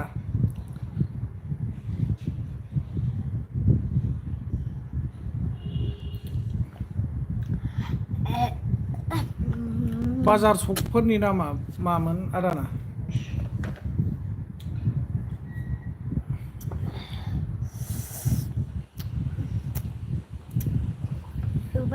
होबाय था लोंजोबथों होबाय था आं थांसै दे बाय बाय औ दे माइनाव गयारि थांदो दे बाबानो होदो कलेज भारासो कलेज भारा आं मिथियालाय आदा बेखौ ना बे साइडजों जायो नामा सराइबिल रायमना इथिंनो जायो नामा बेबो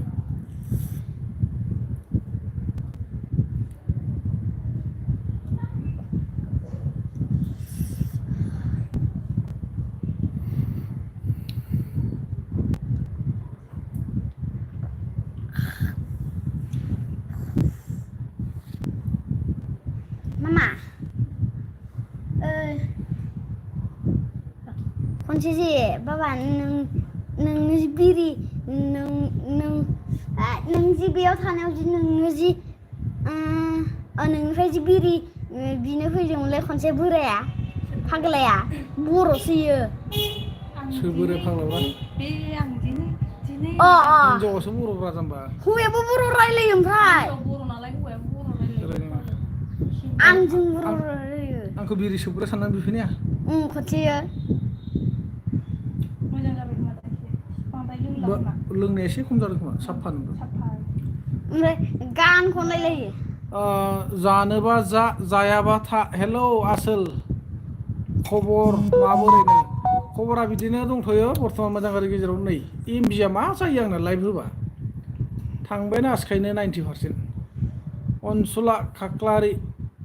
मा लोंबाय बाजैया होनो नारें बिदै सेबदोंमोन अनसुला खाख्लारि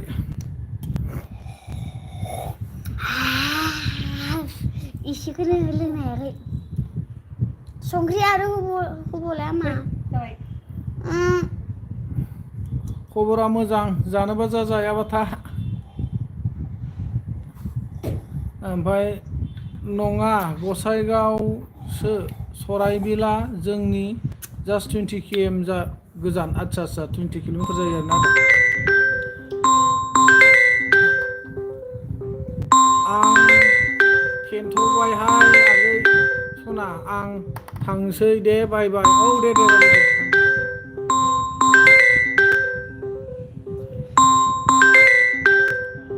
नोंमारगौलै इनकामिं कल खुलिबाथाय बिराद दिगदार मार लाइभ होनायाव मालायखौसो बुंदो आङो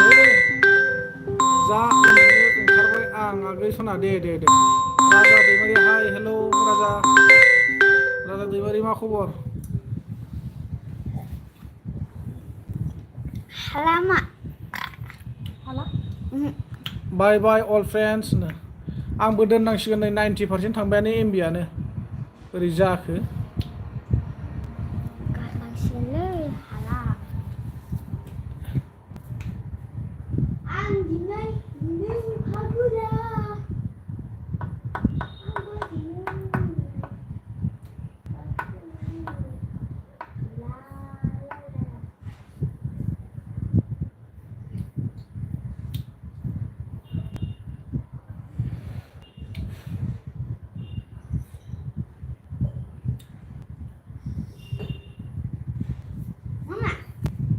जादु बाबानि देखायगोन मा जादुब्रा खनसे देखायलाय बहानिलै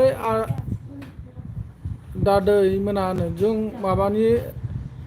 राजा दैमारि जों सनितपुर जिल्लानि नोंलाय बहानि जाखो फंबाय सोर डिस्टार्ब खालामबाय थाखो आदा नों फंबायखौ महानि होनदोंमोनलाय आं सनितपुर जिल्लानि आदा आं सनितपुर जिल्लानि सनितपुर ढेकियाजुलिनि आरोना हेल' आदा खौरां मोजां ना औ मोजां मोजां बिदिनो दं गेजेरावनो गेरेमसा बर' फैदों आं ओंखाम जाहैनोमोन आदा दासो मा होनदों नायफिनदां औ दे दे दे जाहैथां दे ना जाहैदोंमोनसो होनदों नामा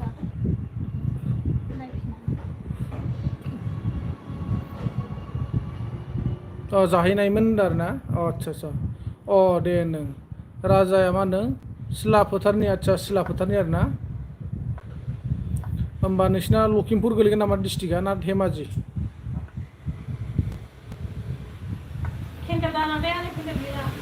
गेरेमसाया मा होनो आदा एसे खामानि दं दे बाय बाय दे औ दे दे दे दे आंबो दोनखानोसै नै 90% एमबि बुबाय आजखायैनो 90% बुखाबाय 50%निबो वारनिं फैयाखै राजा मा होनो धेमाजि डिस्ट्रिक्ट आदसा धेमाजि डिस्ट्रिक्ट ना मा खालाम सलायनांगौ जादु है जाम्बासियान मा जादुलै जादु देखायना फैसा खामायनोसै नामा नों बस्था लानानै जिरायदों बैयाव जादु जादु जादु होनबाय था फुजा फैयो ना दा सुनिबाराव फुजायाव देखायथां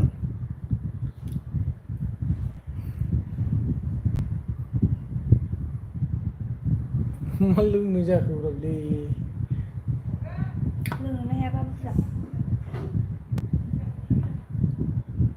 YBY बोरै मा बुंगोन बारै YBY बारैथ' आं मा बुंबावनो बुंबाबो दुखु मोनो मानसिफ्रा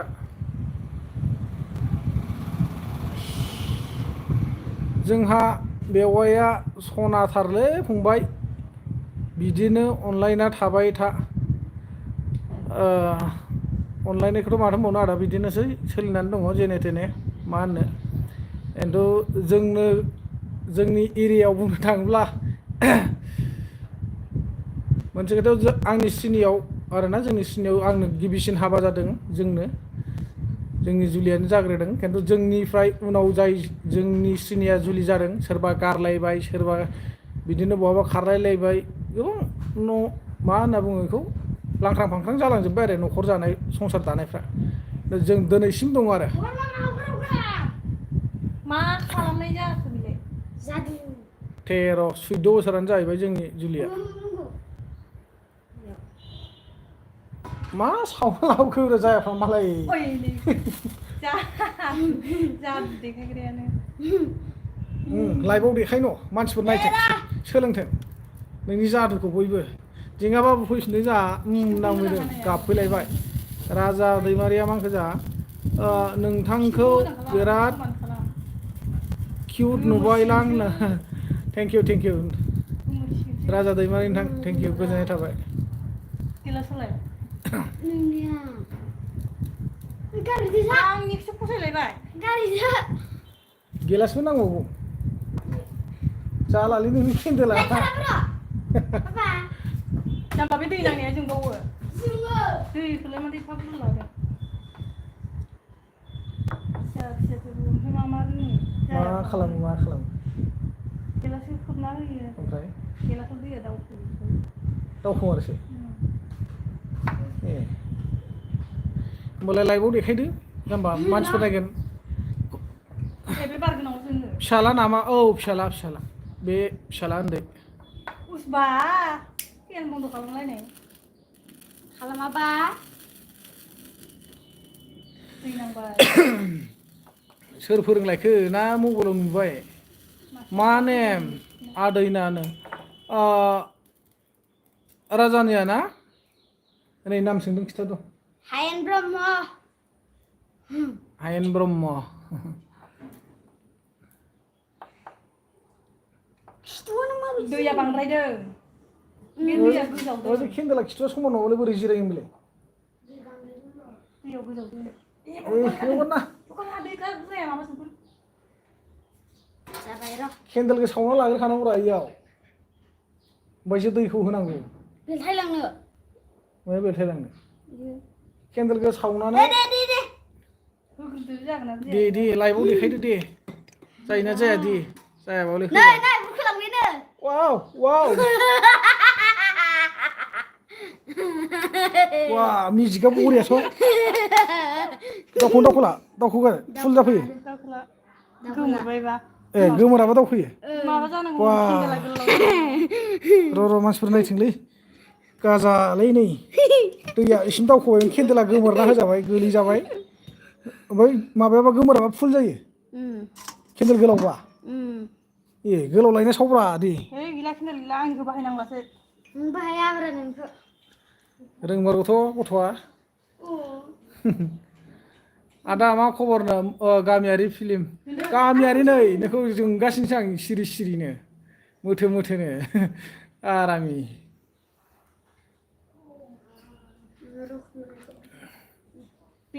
खेरखौनो लाया मालाय गामियारिया मोजां बिदिनो मोजां आरो हायेन ब्रह्म 1 मिलियन YBYआ जाफिनबाय माथो होनो जाफिनबायथ' जोबोर मोजांनि बाथ्रा जायफोरा मोनाखै बिसोर मोनगोन गामियारिया मा होनदों आं सोलाबथ'वा आदा थाथ'नो औ दे कार्तिक देखायबावथारसै दे आच्छा नै दैया बुखुबोबायानो वाव मेजिकेल वा रोंमारगौथ' गथ'आ माथो केन्देलानो गोमोरबायसो थाबाय रा नोंनालाय गोमोरखायोब्रा एथ' थाब गोमोरो कार्तिक ब्लग फैदोंमोन बुखुबाय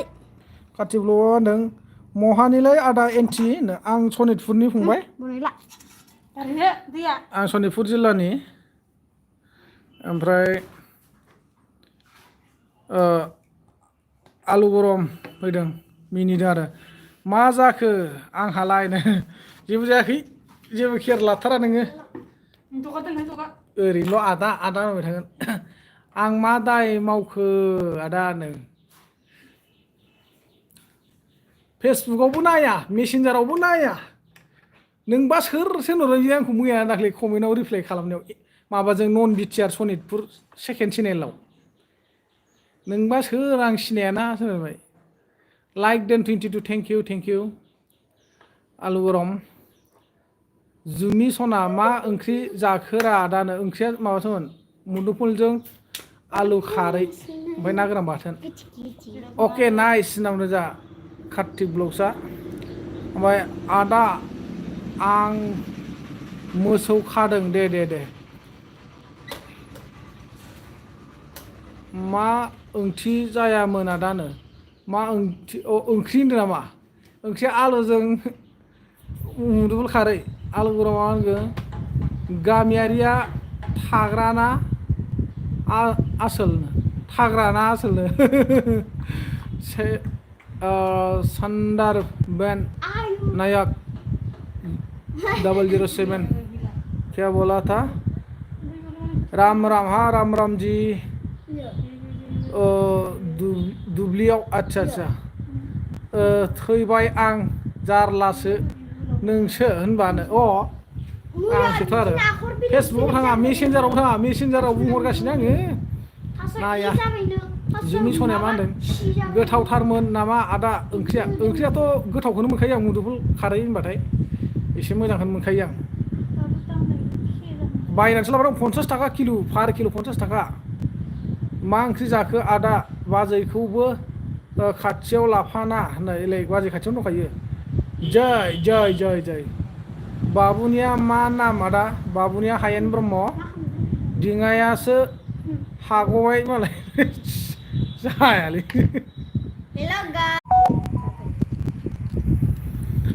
गाइसमोन एक्सट्रा एमबि सोलायनांबाय आङो उफाय गैया एमबियानो जोबलांबायमोन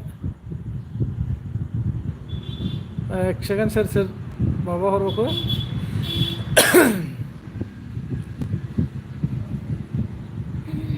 आदालै थाथ' र' आं बोरमा दोस्लायहैनि र' औ दे आलु गरम सोर जाखोमोनथाय नो जानो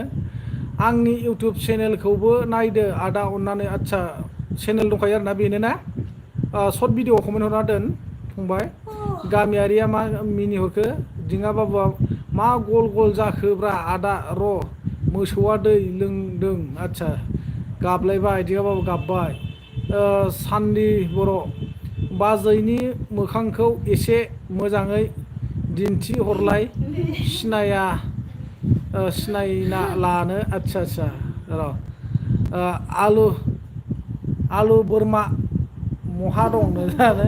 दिङा बाबु गाबबायसो दिङा बाबु मानो गाबखो नेटानो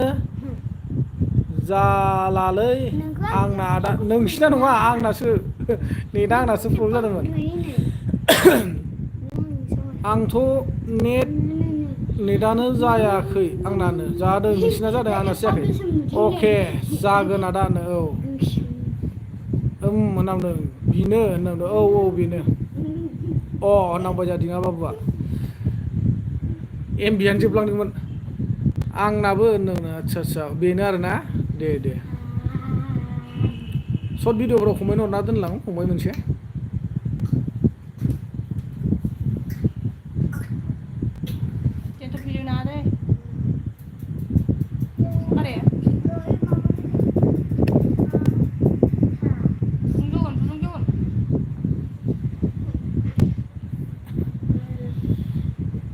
सोर दंबावो कमेन्ट हरदो दे अननानै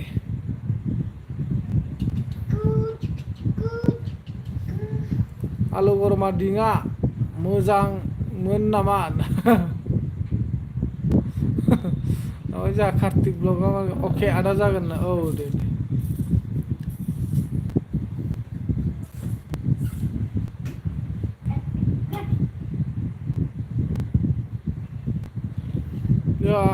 आलु गरम फंबाया बहानि जाखो ओमफ्राय कार्तिक ब्लग फंबाया बहानि जाखोमोन आयु माया आदा होननांदों जानो दंब्रा अमा गेन्द्रा आदा होनदों दं आरोना दे ओमफ्राय कार्तिक ब्लगा माय फन नाम्बार आदा बैनो हरबाय आं बुजियासै फंबाय मा होनखो माय फन नाम्बार आदा थारमाने नोंनि फन नाम्बार बैनो हरबाय आं सोरनो हरखो आं बाक्सानि आदसा बाक्सा मा जायगानि फंबाय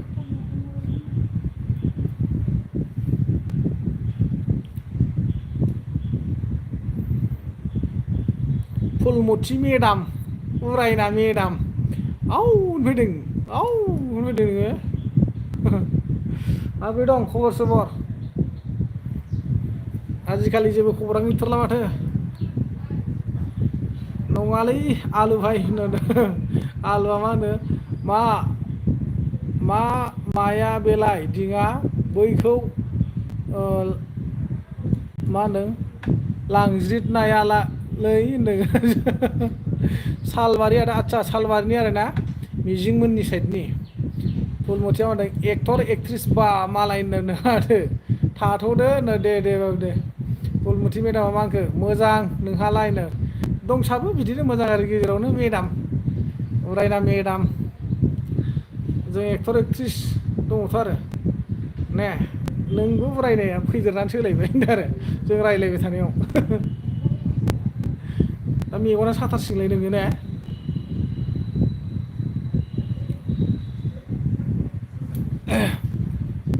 मानासाव नों फैफेरबाय नामा थांफेराखै फंबाय आदसा नों मानास खाथि नामा होमबा गैया थांनाय जाफेराखै ओइ राज फुजायावसो लेंहरगासिनो दं र' लोगोफ्रा ओरै सालबारिनि लोगोफोर सालबारि खाथि जायो आरोना दिङा बाबा होद तोर बाय थांनो दे आलु मा होनखो आं मालबारिनि फुलमुथिनि मा होनखो फुलमुथिनि खाथिनिलै आदा गेन्द्रानो आदसा फुलमुथिना मालाय फानबारिसो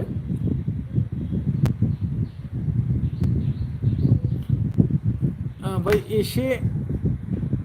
नायनो थिनलाय नोंनि एक्ट्रिसखौ एसे नायनांगौ हनै अरुण बसुमतारी हायनो हेलौ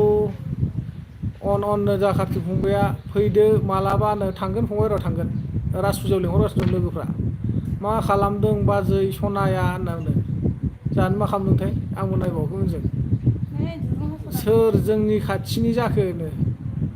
आलु गरमनोलै खाथि फंबाया मा होनो आं दायो केरेलायावसो दंफैयो खामानि मावनो आदसा आंनाबो लोगोफ्रा बेंगलरावसो दंजोबो बिसोरबो हटेल माबायावसो आलु गरमा होनदों बे फानबारि खाथियावनो मालबारि दंलै आदा गेन्द्रा अमा होनो आदसा आंखौ अमा गेन्द्रांग्रायाथ' सोरबासोमोनलै र' एबि फंबायसो होनोमोन अन जा खाथि फंबाया स' बिउटिफुल बाजैया रनजित नों माथो मा होनदों समायना हिन्जाव मोनथारदों आदसा समायना नङाबा ओरैनो लाबाय होनबा आलु फानबारि मा जायगा सोंदो नोंहा बाजैयालाय बहानि आदा जोङो बाजैजों आंजों एखे गामिनिखा आरोना आरो न'आबो सिमासेखाथार एकदमबारे सोरांनानै मेगन बेखेवबानो नुहुरखायो आरो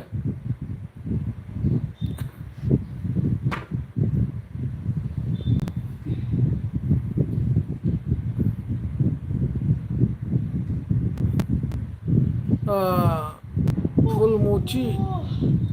आंना फानबारि नङालै मालबारिसो आंना होनदों मालबारिसोनोलै बेना औ होनना बुंदों आरो जा खाथि फंबाया आलुआ मिनिबाय फुलमुथिया मा होनदों गोसोम गोसथोना लानाय नामा रनजित माथो बेयाव मा खम हेंथा होदोंमोन नोङो आंखौ उरायना जनक बरगयारि मा ओंख्रि आदानो ओंख्रिया माबासो फंबाय मुदुफुलजों आलु खारै ओमफ्राय ना गोरान बाथोन आलुबारि नामा आलु होनो औ आलुबारियानो जागोन स्पिड खमायलाय बिदि होनना मिनिहरबाय आरो फुला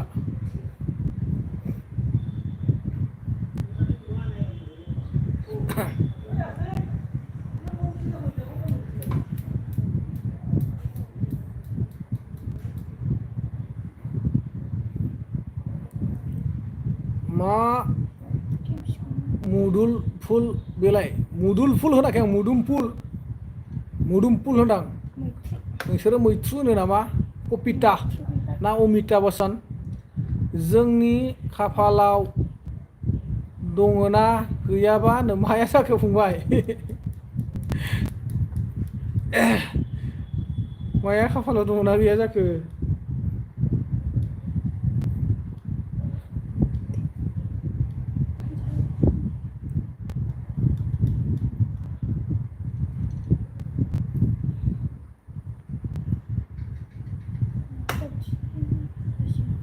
रनजित नोंसिनि गामिया मा गामिहाय जोंनि गामिया थ' गोबावनिफ्राय दासो सोंबाय आरो नों गामिखौ मा जायगा बेखौ सोंदोंब्रा गामिखौलाय नों बोरै मिथिनांगौ जाखो खोन्थामालाय सनितपुर ढेकियाजुलि बाजै बायदि सासे नांगोन ना आदसा नागिरनानो हरदो आदानो बहा मोनगोनलै आं फंबाय दानि जुगावथ' रावबो सिंगेल थालालै फंबाय नागिरनो थांनायावनो जाम्बासो जागोन औ नांदो आरो फुलमुथिया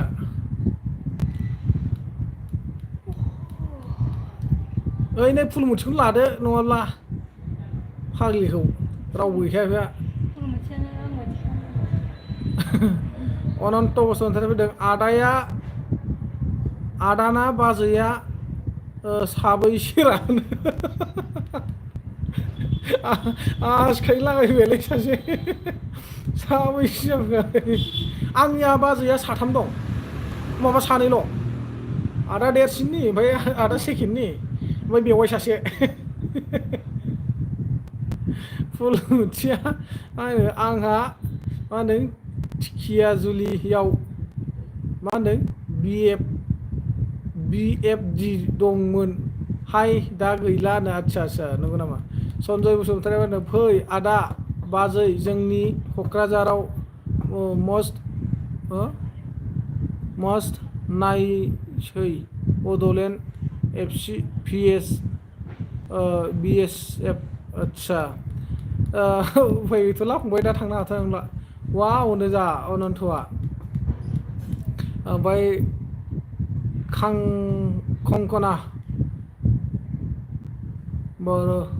बर' गाहाय ब्लक खुलुमबाय होनदों खुलुमबाय ओमफ्राय जोंहा फंबाया मा होनखो कार्तिक फंबाया मा होनदों नागिरनो बिराद थान मारलै आदा नों सैथो खोथा बुंदों आदा औ नंखागौ दा दानि जुगाव नागिरनो थांनाय माने जाम्बा जानायसो आयु दानि जुगाव हिनजाव नागिरनानै मोनबावो सोंखागोन ओरैनो होनना बुंजा फुलमुथिया सान्दान फरेक्स ओइ हाय हेल' लांहिं बुदा मा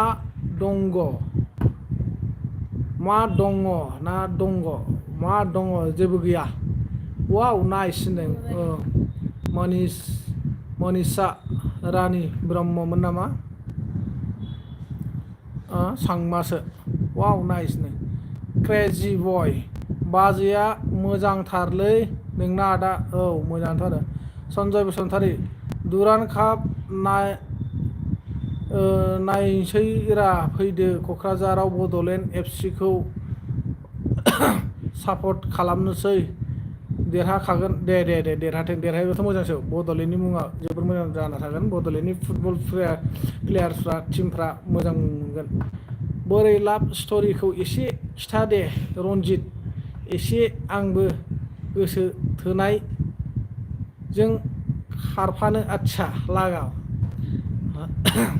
लाभ स्ट'रिखौ दा गोसोआव गैलालै बोराय बुरि जालायनाय येस कार्तिक फंबाय अबेनि जाखो ए बसुमतारी ब्लक सनितपुर फंबाय नोंलाय बहानि जाखो अन्नानै फोरमायदो दे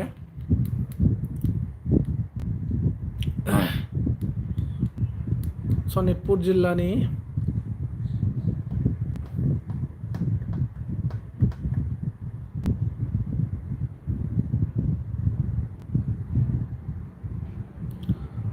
आं बिश्वनाथ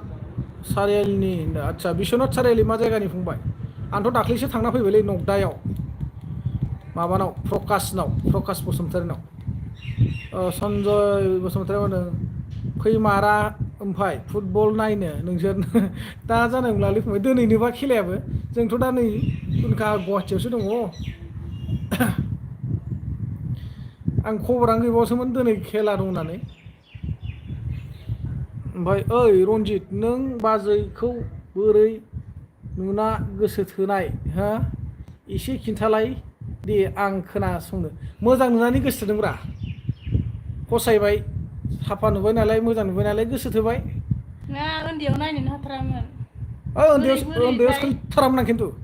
न' सिमा सेखाथार नालाय जि रागा जोंमोन आं बेखौ ओमफ्राय गामिनि मानसिफ्रा एदावबा बिराद रागा जोंमोन आंजों एदावबाथाय ओमफ्राय एदावदावनो बिदि जालायो जंखायदाव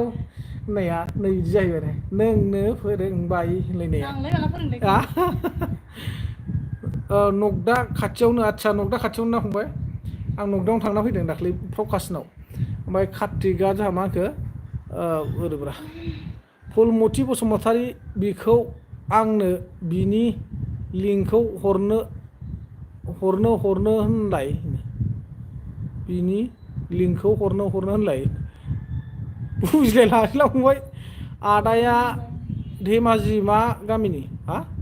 ढेकियाजुलि मा गामिनि आदसा ढेकियाजुलि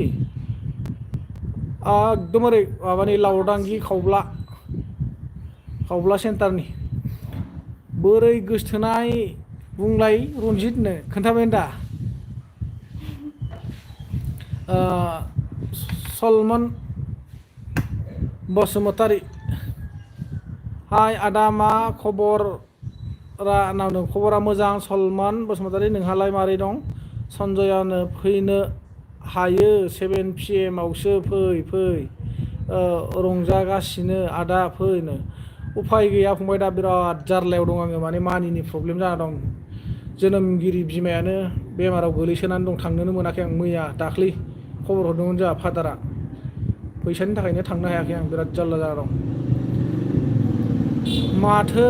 नोंना मा होखोब्रा न' लाथि मालाय मा जानो होनलायनाय संसो ओंखारबाय माथो रनजित न' खाथि मालाय मा जानो होननाया थौ होननाया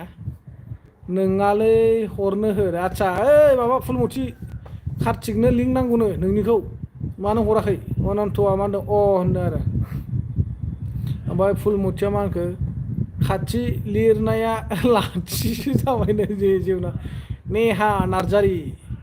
हाब बहन नेहा नार्जारि फैलायसै जा हाय आदा होननाय हेलौ नानिसो नामाब्रा आइदि नामा ना बहानि जाखो नेहा नानि खोन्थादो दे जिअ' टिभियाव नायदो होनबा लाइभखौ माबाखौ फुटबलनिखौ नायबा नांसिगोन जिअ' टिभियाव ब्लु हो होनो आदसा लिंहरनो दा खोन्था दै थांनोसैबा दे होबाय दे लोगो जाहरदो नेहा नार्जारि बहानि जाखो अननानै फोरमायदो नेहा नार्जारि आं तामुलपुरनिलै आदा होनो आदसा तामुलपुरनिसो आरो ना होमबाथ' खाथिनियानो माथो रङिया खाथियावनो ना बिबारि फैदों जा हेलौ फुलमथि आगै गावदांनो गावदां नङालै बियो लावजेंसो फुलमथिया लावजेंसो जोंखौसो गावदां होनो दा एसे दुलुर दालारखौ फुलमथिया लावजेंजोंसो गोजोननाय थाबाय जाय हक बिबारिनिसिमबो नेहानिसिमबो गासिबखौबो बरायबाय फिन खेब बरायबावजोब्बाय बाजैखौबो फरायनो होदो आदा होनदों होमबाजैया फरायनायाव मास्टारसो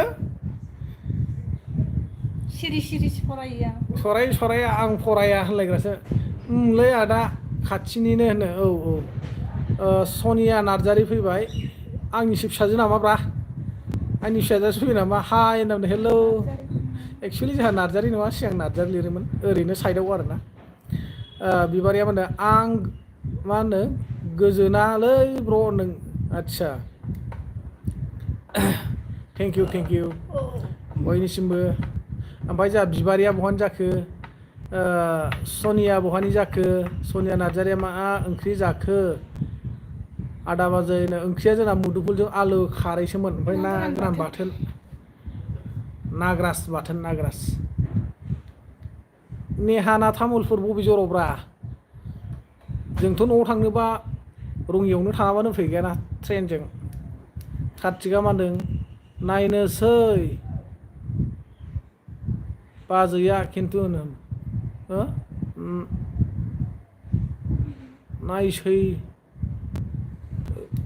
नाइसलै बाजैया खिन्थु आदसा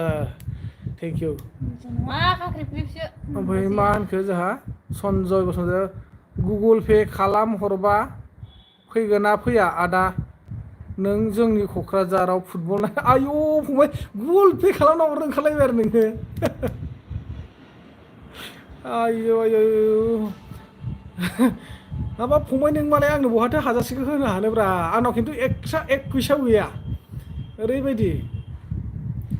नों आंनो बहा हाजारसेखौ होनो हागोन दे फंबाय सनिया नार्जारि आं दतमानि आदा आदसा क'क्राझार दतमा ना दे जोमावा मा होनो ओइ हिनजाव सिखाव सावब्र' गुमै दोनदो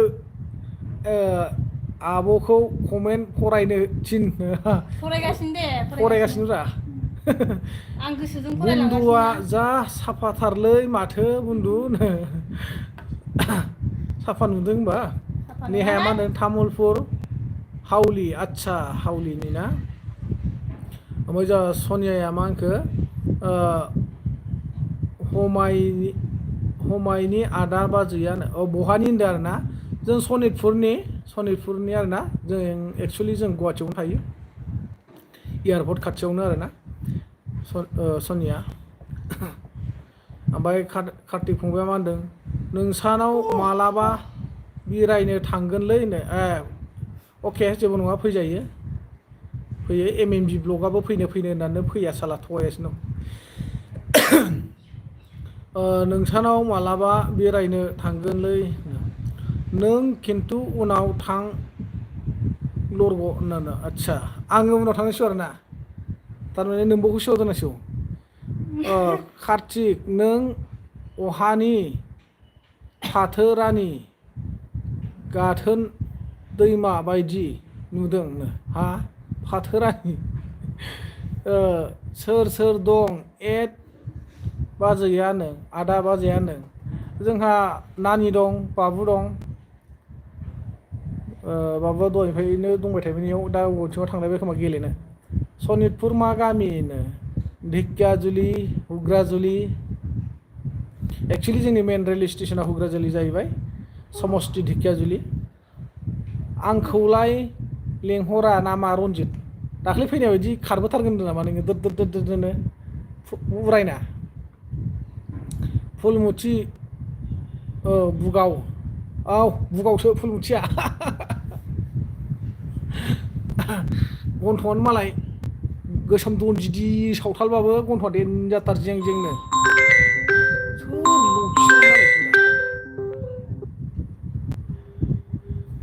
सोरबा लकिराम बासु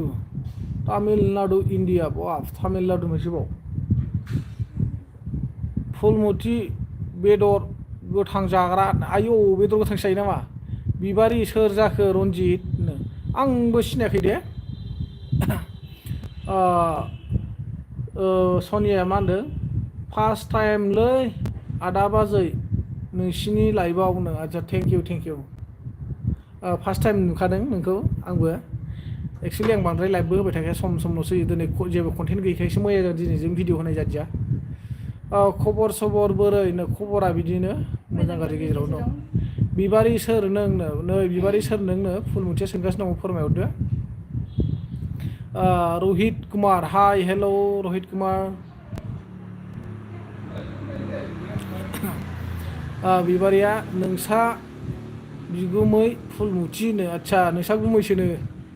एम खाम्फा बर' गुमै हेल' नो औ बैनाय मा खबर बा माब्रै दं खबर सबर दाख्लैथ' बेरायहैखांजोब्बायलै आं बैनाय नोंसिनिथिं बिसिनाथाव नगदायाव थांखांबाय आं बैनाय दाख्लै प्रकाश बसुमतारी उनाव 29 लाइक दोन थेंक इउ दासो 29 लाइकआबो 1K सो थांनांसिगौमोन खोमादां दे होनबा आदा बाजै जोंना दासो कलेज दं थाथ'दो बायनो औ दे चेनेल नामा सनिया चेनेलबा माबा खालाम कमेन्ट मोनसे हरना दोनबानो जाबाय सर्ट भिडिअफ्राव सोर एसे मोजां खिथालाय बिबारि होनो जानो रन्जित कुमार दाय तपाईँ नेपाली होइन भाइ म बोरो छु बोरो कछारी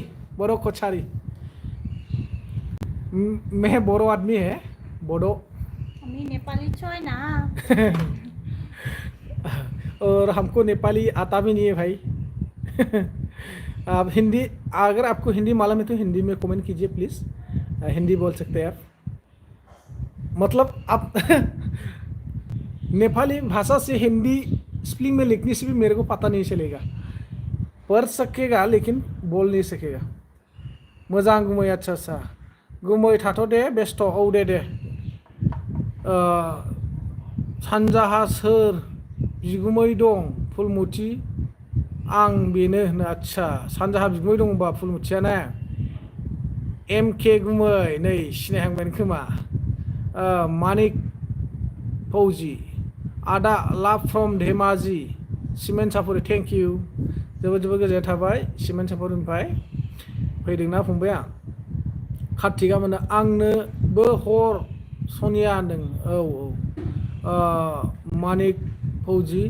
लाभ फ्रम धेमाजि, सिमेन्ट सापरि, आदा बाजै। आच्छा आच्छा दे DJ बर' 7, हाय हेलौ DJ बर', हाय आदा। सोर जाखो वाट्सएपआव मेसेज हरलायलायबाय माथो। जोंहा सोरबा नैबे लाइभआव थाग्राफ्रानो हरदों नामा? नों हेल्प नांगौ।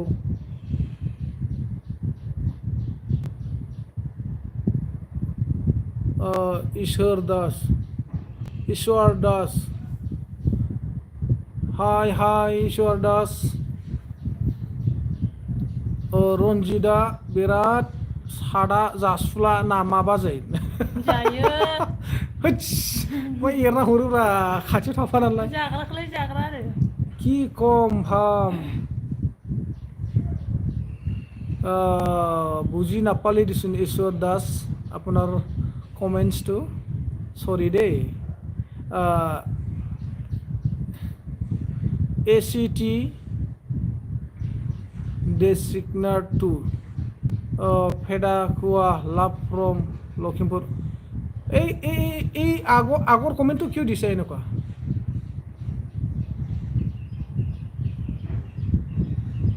মিষ্টেকতে পঢ়িলোঁ মই আপোনাৰ কমেণ্টটো, এনেকুৱা নাপায় নহয়। ACT প্লিজ এনেকুৱা কমেণ্ট কৰিব নালাগে। চাই ভাল নালাগে বা শুনি ভাল নালাগে না। आदा बाजै मा खबर? मोजां फंबाय मोजां। DJ बर', जिसुआ दैमारि, लरग' जाम्बाबा ना, लरग' जाम्बाबाथ' आरो मानिकपुर, आदा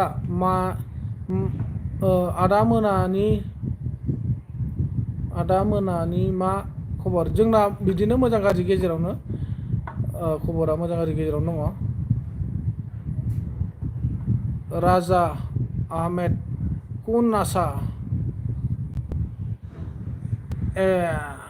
हाथाइखौ सादा सिगारेट सोबग्रा जाग्रा बायदि नुदों। हाय रन्जित, आच्छा नंगौ नामा? नोंनो सोबहोदों फिल्मावबो सिनेमायावबो। आदा आं खामानि मावनै नोंजों लाइभआव SMS गेलेना गोसोआव मोजां मोनबाय। आं मोनायाव फैबाव लाइभआव। आं दा खामानि मावनोसै बाय। अके फंबाय दे, जागोन दे। मोनायाव आं बिदि डाबल लाइभ होनाय जाया फंबाय। खनसेखौनो मालाबासो होयो आं। खाम जाबाय नामा आदा बाजै? औ जाबाय जाखांबाय फंबाय।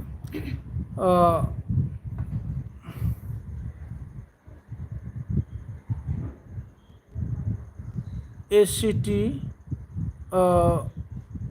माइकी नेपाली नेকি? नेपाली নহয় बर', आमार बर'। बुदिराम ब्रह्म फैदों मारैनो? मोजां फुलमुथिया मिनिदों। उत्पल सरगियारि फैदों। मा एसे साफालै बाजैया, माबोरै मोनखो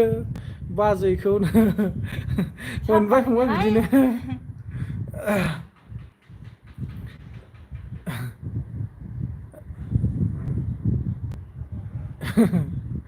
लाभ मेरिट,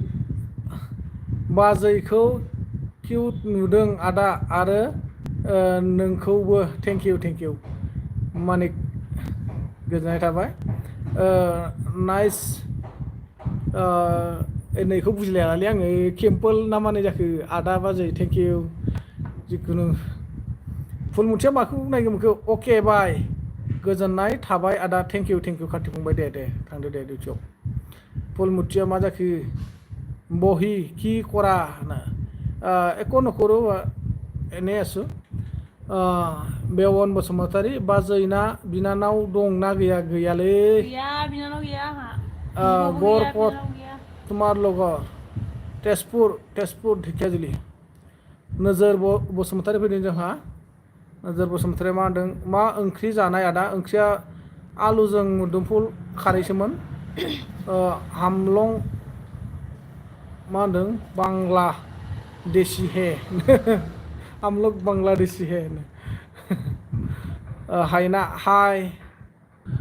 महि आपुनार वाइफ धुनिया हय थेंक इउ हायना आंनाबो गैयानो आच्छा मानिका मा होनदों दे आदा बाजै आं प्रेक्टिसाव थांनि दे मा होनदों आरोबाव लोगो मोनगोन आंनि again love from Dhemaji Simen Chapori thank you फंबाय जागोन दे आंखौनो बिनानाव लेंदो होनबा सोरखौ होनखोब्रा आदा वेस्ट बेंगलनि फैफेरबाय नामा थांनाय जायाखै सलमन बसुमतारी वेस्ट बेंगलाव थांनाय जाफेराखै र' थांनांगोन माब्लाबा निकिता नानियाबो लिंहरबाय थायो खिन्थु दा बाहेरायाव दङ माब्लाबा थांगोन र' निकिता नानि फैबा बेरायनो हायनाया मा होनदों फुलमति मा ओंख्रि जानाय होनना बुङो ओमफ्राय फुलमतिया हायना थास' बिबार आलु मा होनदों आलु थिंथिखि बाट बुट फाजासो नोंसालाय होननानै दिंखियासो ना थिंथिखिब्रा मा थिंथिखि बेलाय कि हल रन्जित होननानै माबा 2 आवार्स जानायखाय रिकानेक्सन जाफिनदों सोर दङ दे कमेन्ट हरफिनदो अननानै थिंथिखि थांगोन आखो मा थिंथिखि लियो दिंखिया लिराखैलै थिंथिखिसो लिरदों बेबो मा थिंथिखि जानो दिंखियाखौ थिंथिखि होनो जोंनो आच्छा बाजैखौ दिनैसो मोजां नुबाय आदा होनो आच्छा नोंगौ नामा दिमा बाबु गाबखौ खान्दुरा गाबथारलायबाय दा नुबाय थिंथिखि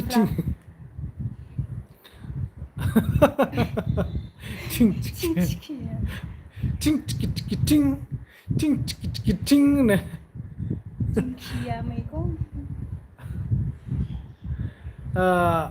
मोजाङै नुफेराखैमोन आदा होनो आच्छा दिनै मोजां नुबाय होमबा ना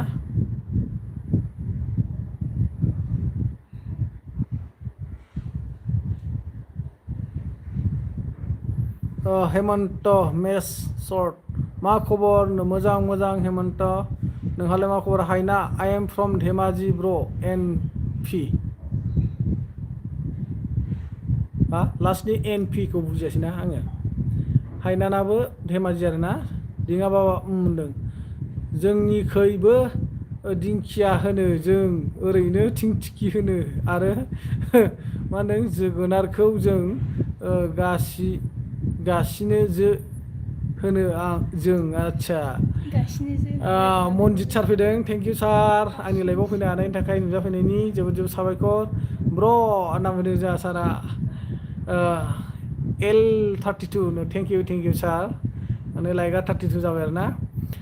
मा ओंख्रि जाया ब्र होननानै ओंख्रिया माबासोमोन सार आलुजों मुदुफुल खारै हायनाया मा होनदों जोंनाव फैलै धेमाजियाव ना थांगोन र' माब्लाबा बिथिंनो धेमाजिथिंनो जोंहा बिदानि फिसाजोखौ मोनलांखादों मोनलांनायालाय खिन्थु न'आव मा गामिथाय मिथियालै थांगोन र' देनां माब्लाबा हर नोंसोर फल'वार्सफ्रा लोगो मा होनो एसे लोगो जाग्रोजोब नोंसोर बेफोरबायदि मोजां गाज्रि रायज्लायबाय थाबा मालाबा सम मोनबा नोंसोर इनभाइट खालामना थांगोन बेरायनो ओरैनो गिदिंथावथाव दासो ओंखाम जाखांबाय आं चिकेन बयलिं लाइ मैगं वाव बरियालै मा सार गोथाव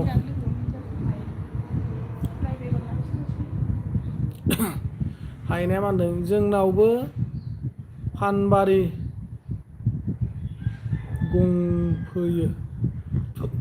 दंफैयो ना मा होनखो जोंनावबो फानबारि दंफैयो बुजि मोनासै हायना कमेन्टखौ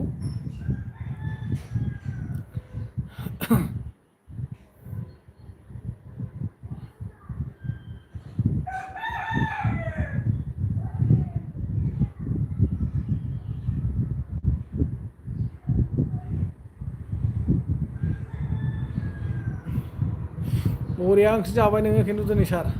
चिकेनजों लाइ मैगं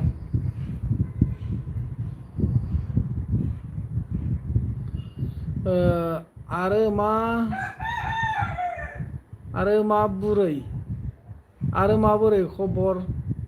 खिन्था एसे ब्र' खबरा बिदिनो ब्र' एसे मोजांबो न'खर फारसे गाज्रि जानानै दङ एसे ओमफ्राय नै बिथिंजाय मोजाङैनो दंथ'यो बर्थमान दंफैयो लिर दंना गंफैयो जाखो हायनानो बेखौथ' आं मोजाङै बुजि मोनासै चित्रलेखा ब्रह्म बियो नोंनि बाजै नामा दा औ आंनि बाजै माने नोंसिनि बाजै आरो आंनिथ' बाजै नङा आंनि वाइफ जाहैबाय थारमाने नोम्बाजै आरोखि नोंसिनि बिबाजै थास' बिबार जाना मोनामबाय ब्र'नो आदसा मा गाज्रि जालायखो न'खर फारसे गाज्रि जाया बेनो माने मादारा बेमार जानानै गोलैनानै दङ दाख्लैनो खबर हरदोंमोन फादारा फैलाय होननानै बुंहरदोंमोन माने थांनो हायाखै आं माने मानि प्रब्लेम जानानै दङ एसे मानिनि सर्ट जाना दं मा जाबावगोनथाय होननांदों औ सार बुरिखाल बोरायखाल जाखाथारबायलै जोंना फंबायजों बेवाइजों लोमजाबाय बिदि बावाखैनो बेफोरबायदि जानाया मादारा आरो दाख्लै फादार जाखांबाय खिलाय लोमजालायनो बेयाव जेने थेने थाङाब्लाबो बेनिखायनो एसे सहायखौ हरबाय आं ओमफ्राय बोरायखाल बुरैखालखौनो गारनानै माने जा फंबायजों बेवाइजों बाहेरायाव खामानि मावनो होननानै थांबाय थिख्लि गंसेखौनो थिखोनो हाखाला आइया सिंस्रिफ्राबो सिंफ्रा सानायबो दङ हायनाया बे फुलमुथिखौ जा रागा जाबाय आङो हायना मानो रागा जोंदों आंखौ बुंलाय होनो खेबसे लोगो हमना नाहै एसेब्लाबो सम लाना समाथ' अराय सम फ्रि सार नाथाय मानिनि थाखाय आं सौहैयाखै आरोना नङाबाथ' आं दाख्लै लेंहरदों नालाय जोंहा फादारा खबर हरदों नालाय मैयाफोरनो मोनहैगौमोन आं दा बे मेन आंहा माने मानिनिसो प्रब्लेम जादों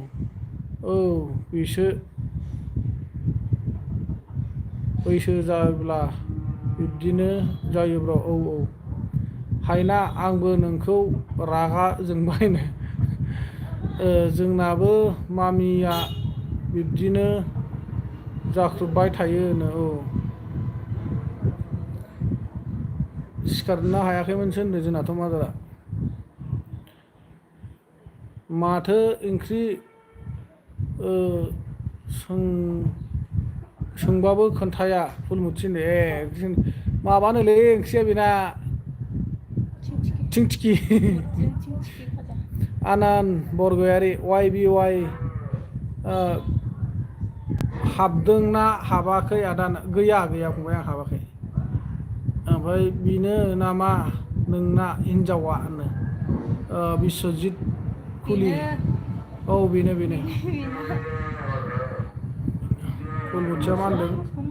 हायना दहायनो खिन्थादों नुवाखै नामा मेगना बहा दं ना नोंना होनदों आदसा अरुण स्वर्गियारि दिनैसो ग्रोब लोगो मोनबायलै आदा नोंनि लाइफखौ थेंक इउ दिनैसो लोगो मोनदों आरोना दे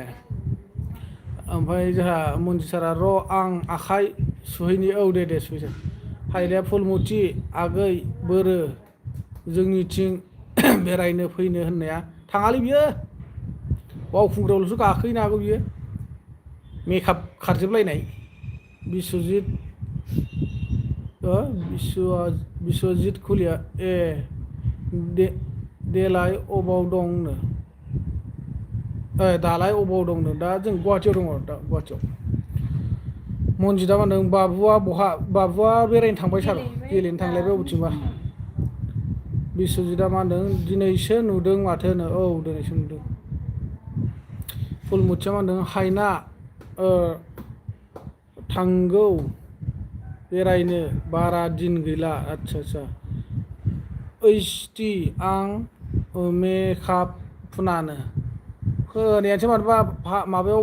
बावखुंग्रियाव गुगाहैजोबदोंनो मेकआप ना पाउदार बे एमएमबिया सिनायलायाखैनो सोर आदिबासि हिनजावजों माबा रायलायखोब्रा नोंलाय लायथारबायनो माबाखौ बिदि फाइखौ होद फाग्ला बे फुलमुथिखौ नुवाखै नामा हाब फुलमुथिसो बियो होनलायथारबायनो दिनै बाजैखौ लाफादों माथो आदा लाइभआव बाजैखौ लाफायाखैमोन दसे जिराय फैदों आरो ना गुवाहाटियाव मा खालामो आदा होनो गुवाहाटियाव मा खालामनो माने उफाय गैया न'खरफ्राव जों बाजैया जि दायो आं बिदिनो हाजिरा मुजिरा मावोमोन गारि सालायलाबायोमोन आं ओमफ्राय दा हनै गारिखौ सालायनो होआ मालाय बर' जाथिफ्रा गारि सालायनो मोना होनलायलायो गावसिनि लकेल एरिया जाहैबाय नालाय गामि ओनसोल बायदिसो नालाय बेखायनो दादागिरिया बारा नोंसोर बुंनानै थास्लायस्लाय सालायैयानो साबसिन जागोन होननानै थाबाय आंनि थाखाय जोंनि जाथिखौ बुंनायखौ आं दुखु मोनो आरोना बिसोरखौ बर' जाथिया लाजिनाय गैया होनना बुंबायना नै बेनिफ्राय दुखु मोननानै ओंखारबाय आरोखि आं नङाबालाय सालायबाय थाबावदोंसोमोन आं माला फैगोन धेमाजियाव फुलमुथिनो माला थाङोनो माथो साफाथार साफाना थांगौ र' हायनानो ओमफ्राय जोंनिथिं बेरायनो फैथाराखै नामानो मा जायगा फंबाय नोंसिना बिस्वजित मा जायगामोन नोंसिना आं सोर दे फुलमुथि गुवाहाटि अबे जायगायाव एयारपर्ट खाथियाव फंबाय आलान बरगयारि एयारपर्ट खाथियाव हायना एमके गुमै होनदों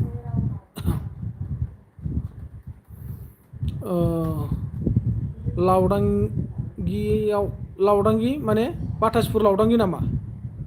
बिस्वजित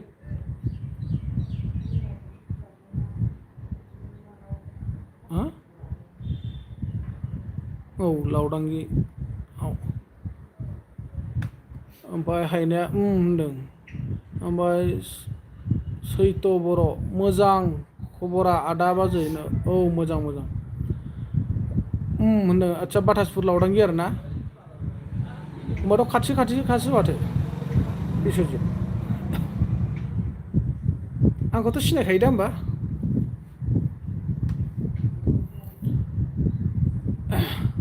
होननांदों आरो ना आंखौ सिनायखायो आरोना आं बिस्वजित लावदांगि मा गामि नोंसिना बिस्वजित बहि आपुनार वाइफ धुनिया हय दे थेंक इउ हायनाया मा होनदों बहा केएम नुखो बेलाय मेगन खानि जाबाय नामा फुलमुथिया जानोलै बिस्वजित सिनायो नोंखौ आच्छा दे थेंक इउ ओमफ्राय फुलमुथिया मा होनदों ओइ रनजित आंनि कमेन्ट मानो फरायाखैनो फरायदोंथ' फारुक आली वाइ गरकट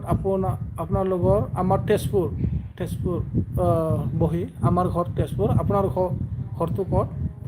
फुलमति हायना नों सोर होनबा बुंलाय नोंनो एमके होनबाय नामा आं अरुण सरगियारिया मा होनदों बाजैनि मा होनखो बाजैनि बेदर बाहागोखौबो जायो नामा रा आदा नोंलाय माथो गावहा मथे ओमफ्राय बाजैया रानथें ओइ नोंबाजैया खायद' बासिग्रासोलै बे बिगुरनो बे आथिंनो बे खोमानो बे खर'नो होनग्रासो ओमफ्राय जोंहा बिस्वजित खुलिया मा होनखो जोंहा मा होनदों जोंहानावनो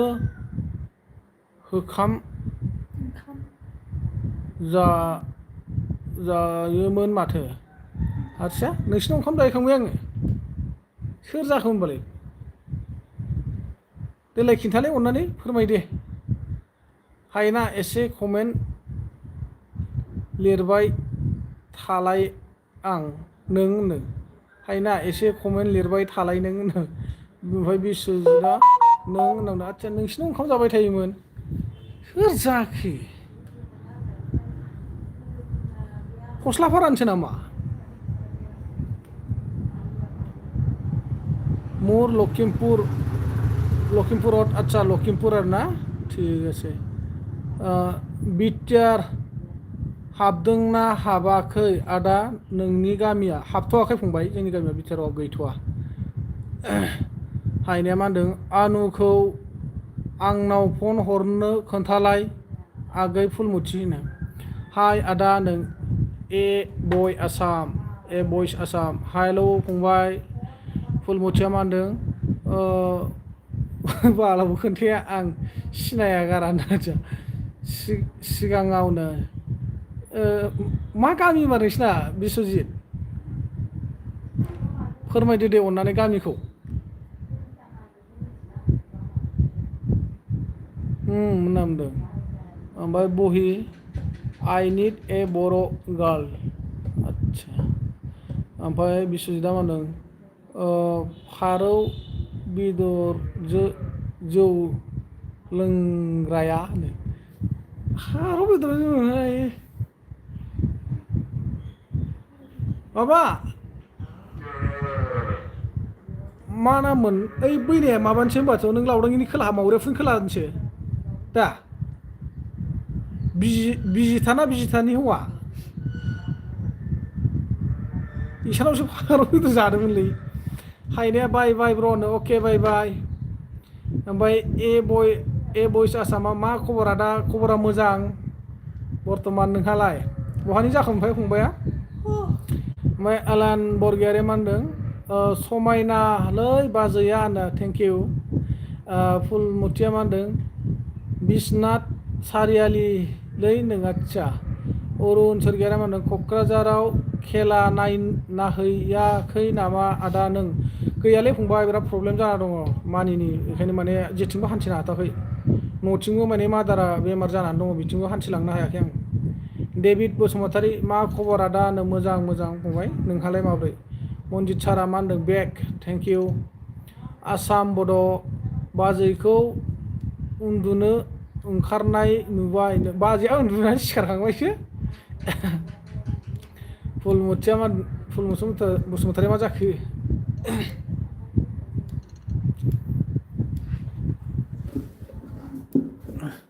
दे एसे नाहरथ'लाय नायगासिनोखा माथो आंलाय नायगासिनोखा आं नों नायनो टिभि नालाय नायबाय थागोन आरो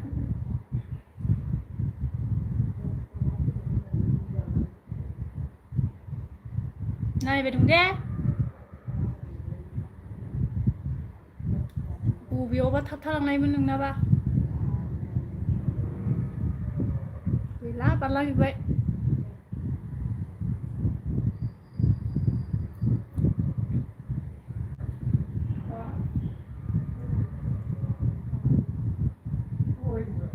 है आं फरायनो लाजियो एफा गोसा फरायनांगौ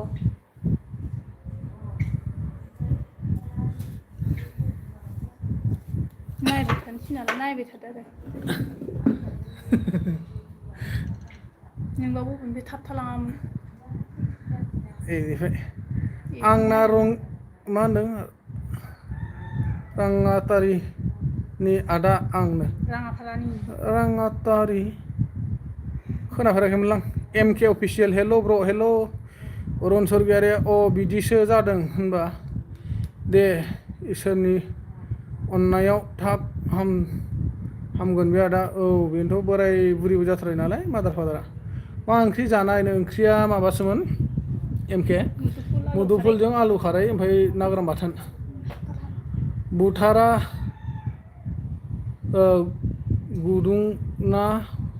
बोथोरा गुदुं ना ब्र'नो औ गरमानो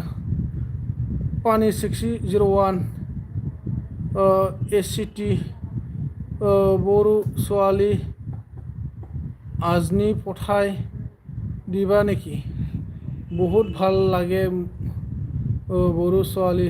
নাপায় আজিকালি সিঙ্গেল বিচাৰি আছে নাপায় মই এইগিলা দায়িত্ব ল'ব নোৱাৰোঁ আপুনি পাৰে যদি নিজে পঠাই লওক সিঙ্গেল নাপায় না MK অফিচিয়েল বিराद गरम दिनै औ पानिया मा होनदों ছোৱালীবোৰ ভাল লাগে দেই बर' आच्छा थेंक इउ मनजित सारा मा होनदों बेवाइफोर माइब्रानि फिसिनो रोंगौना रोङा जाखोनो बनायबालाय रोङो गैयाना इयाव आरो गोदान फुराना बि हिन्जावहालायनो बुजायसैलां फुराना हिनजाव गोदान फुराना बि हिन्जावहालाय बुजायसैलै बिश्वजित माइनु सरगियारि नानि फैदों जोंहा आदा बाजैया बेनो नामा औ बेनो नानि बाजैया बेनो गोजाम बाय रन्जित आं बिजि जाथ'बाय औ दे सलमन बसुमतारी होनदों आदा मा खामानि मावोब्रानो आंथ' जेबो मावा बाजैया माने जि दालाबायो आरोना आं हाजिरा मुजिरा मावोमोन गारि सालायलाबायोमोन गैला दा बेखार जाबाय टाइमाबो मिलायला MK अन होनदों ए बयस आसामा लखिमपुर मा होनदों साइनि आं भिलेज रांगाथारि मेथेनबाय मिथिबाय आदा होनदों आच्छा लखिमपुर साइडनि आरोना दे आं गामिनि नामफोरखौ मिथियालै फंबाय लखिमपुर धेमाजि गगामुग जुनाइ बिदि होनबाल' मिथिगौ आं सिल'नि बारि कटालपुखुरि हारमुथि बेफोरबायदि आरो MK आ मा होनदों बा माथो आगै फुलमुथिबो दंनो औ थांनोसो नागिरबावबाय नै बायसो होबाय माइनुआ जोंहा मा होनखो नानिया बिउटिफुल बाजैनो आच्छा थेंक इउ स' माच माब्लाबा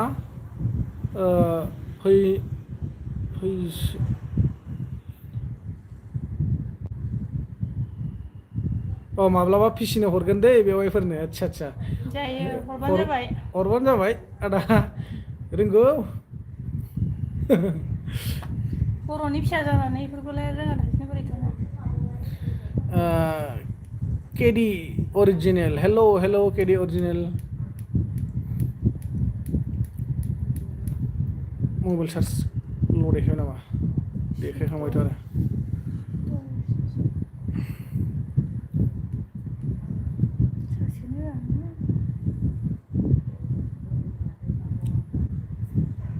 आया टाइमालाय बोरै दासो 1:50 ने गोदान स्टार्ट जाबाय 1 घन्टा 57 मिनिट आया 2 घन्टा बारनांसिगोन माथो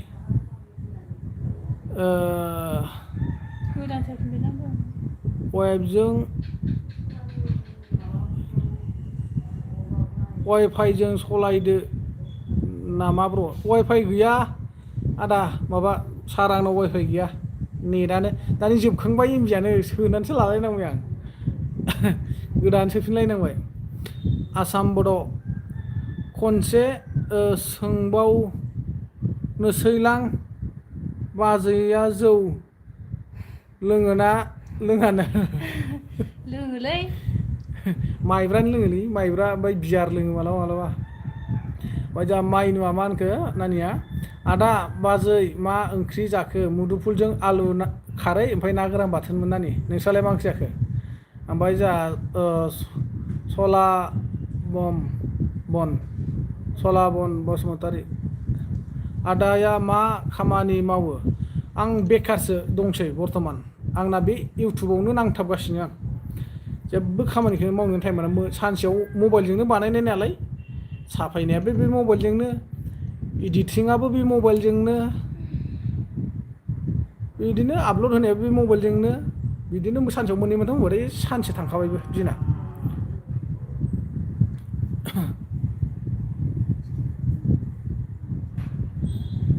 बिश्वजित खुलियाथ' सोर जाखो मा गिबिना गदाय सोंलाबाय थाखो गोदाव सोरावलाय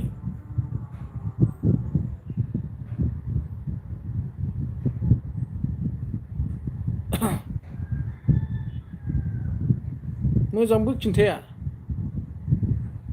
आंनो गिबि आंनो गदाय खोनाखाबाय दा नाइस टु मिट इउ जोंहा केडि अरिजिनेला nice to meet you thank you Manjit सारा मा दं अ एमबिजों डाइरेक्ट औ एमबिजोंसो डाइरेक्ट सार ओमफ्राय रबि दैमारिया मा होनदों वाइ जिन्दाबाद ब्रादार थ्रि एल खामायबाय थेंक इउ ए भइस आसाम मा होनदों अ बिदिसो जेबो जाया दे आदा उनाव मिथिगोन औ माइन'आ ए होनदों आरो नोंस्रालाय मा ओंख्रि जाखो माइनु नानि ओमफ्राय पिजि प्रडाक्सन आदा मा गामिलै नोंसिना जोंना सनितपुर ढेकियाजुलि फंबाय पिजि सारा मा होनखो लोंब्ला मा बायदि टेस्ट एसे खोन्था जोंहा मा होनदों आलु नासोमोन आलु ना मा होनखो नानि माइनु आलु ना मा होनखो नासोमोन नाखौथ' बुजिबाय दे आदा थाथ'दो आंनाबो डिउटि थांनोसै औ दे थांदो दे आं दिनै बेवाइफोरखौनो जंखायनोसै हाजासे जंखायदो बेवाइखौनो दिनैसो नुखादोंना सार बिस्वजित खुलिया नोंनि सिगावनि हिनजावहा माथो बिदि नङामोन नों सोर नों बिजिथाना ना बिजिथानि हौवा जाखो मोजां खिथादो दे आरो आं हिनजावखौ बहा नुफेरा नोङो गोदाव सोराव खोथा गोरावबाय थागोन साला न'आव थांनानै थैख्लायजावसो गमोनलै सेम नेपालि फेस आदसा आंनियाना बुरिनिया ख्रिस्टियान टिभि आंनियाना आंनि बुरिना नेपालि फेस जाखो ओमफ्राय जोंहा मालखुवा नेखि खेतिया ब्र' एगला आमार पार्सनेलै केबिया मानो माबा केडिया मानो कमेन्ट होखो रबि दैमारिया बाजैखौ मा होनो सेरे मोजां बुयो खिन्थु नुयो आरो ना दे थेंक इउ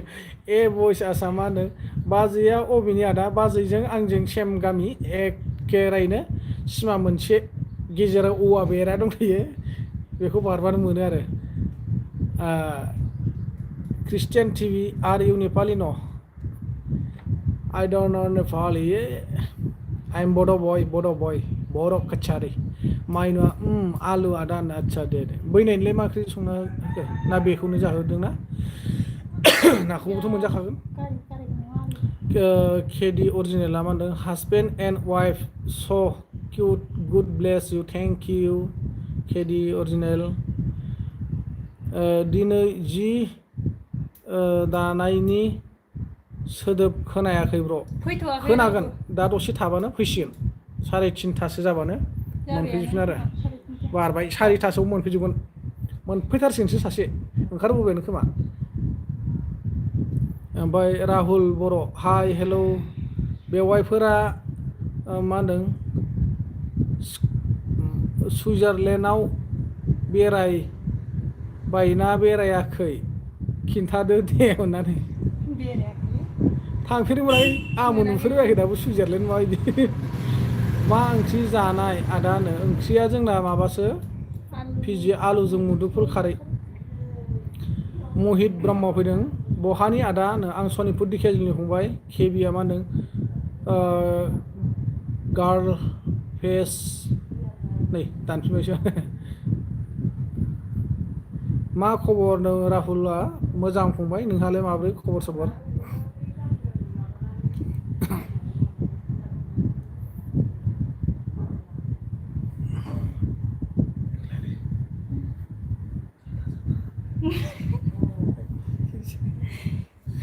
सिरि जाबाय नामा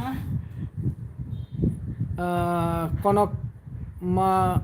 मजुमदार हाय हेलौ कनक मजुमदार केबि अरिजिनेला मा होनदों girl face is my sis face so cute what are you doing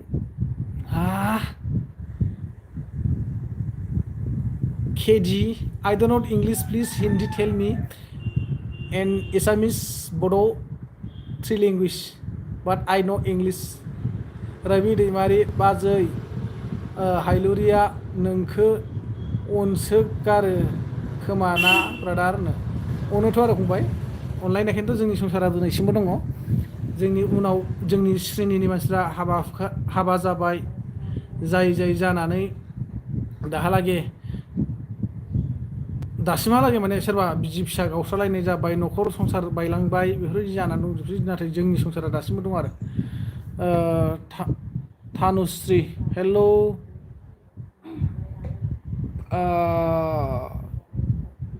बेस वाट्सआप I don't know केन्डि बर' समायदों साल्थे थेंक इउ भइस आसाम दे मोजां दे आदा बासिनानै थाबा मालाबा बाजैखो नायनो थांगोन आदा थेंक इउ फंबाय जागोन दे मानो बासिना थाया जानो जाखो दानोलाय बे बैसोआवलाय अबसे इसोरनि आखायावसो गोजा नालाय जोंनि जिउआ मानसिनि जिउआ थास' बिलाइनि दै बायदि नङा होमबा सोर मा जालांगोन माब्लानि समाव जेबो फात्ता मोना आंनिफ्राय उन्दै जानो हागौ नाथाय नोंनि जिउआवबा मा लिरना हरदों इसोराबा बा आंनि जिउआव मा लिरना हरदों नङा होमबा बा बाजैनि जिउआवनो मा लिरना हरदों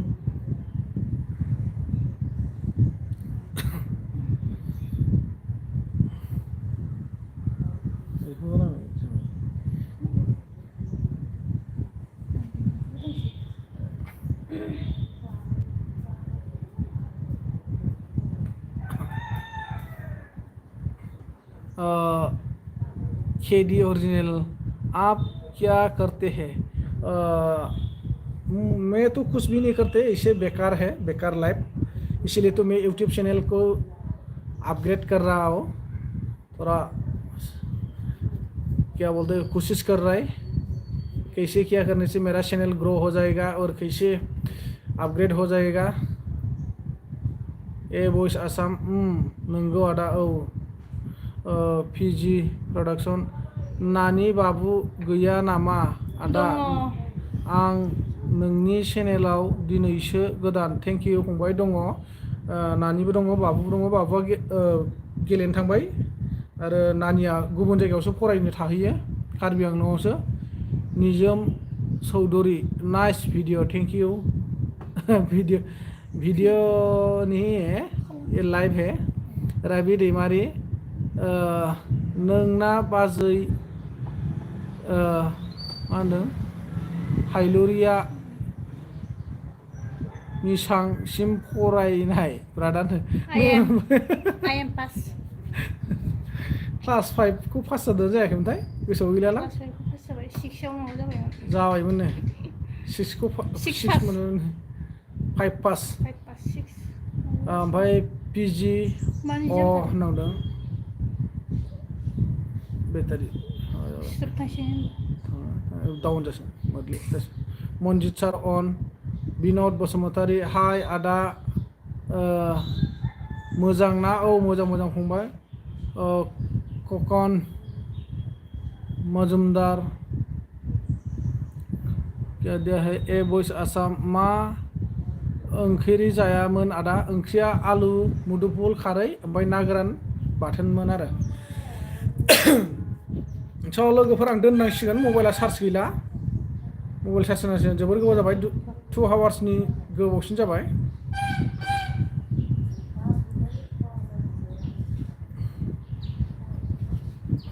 मनजित सार दे आदा नोजा PG प्रडाक्शना फैबानो जाबाय सम बेफोरबायदिनो आंनि लाइभ होनायखौ नटिफिकेसन मोनहैबा बेल आइकनखौ अल खालामना लाखा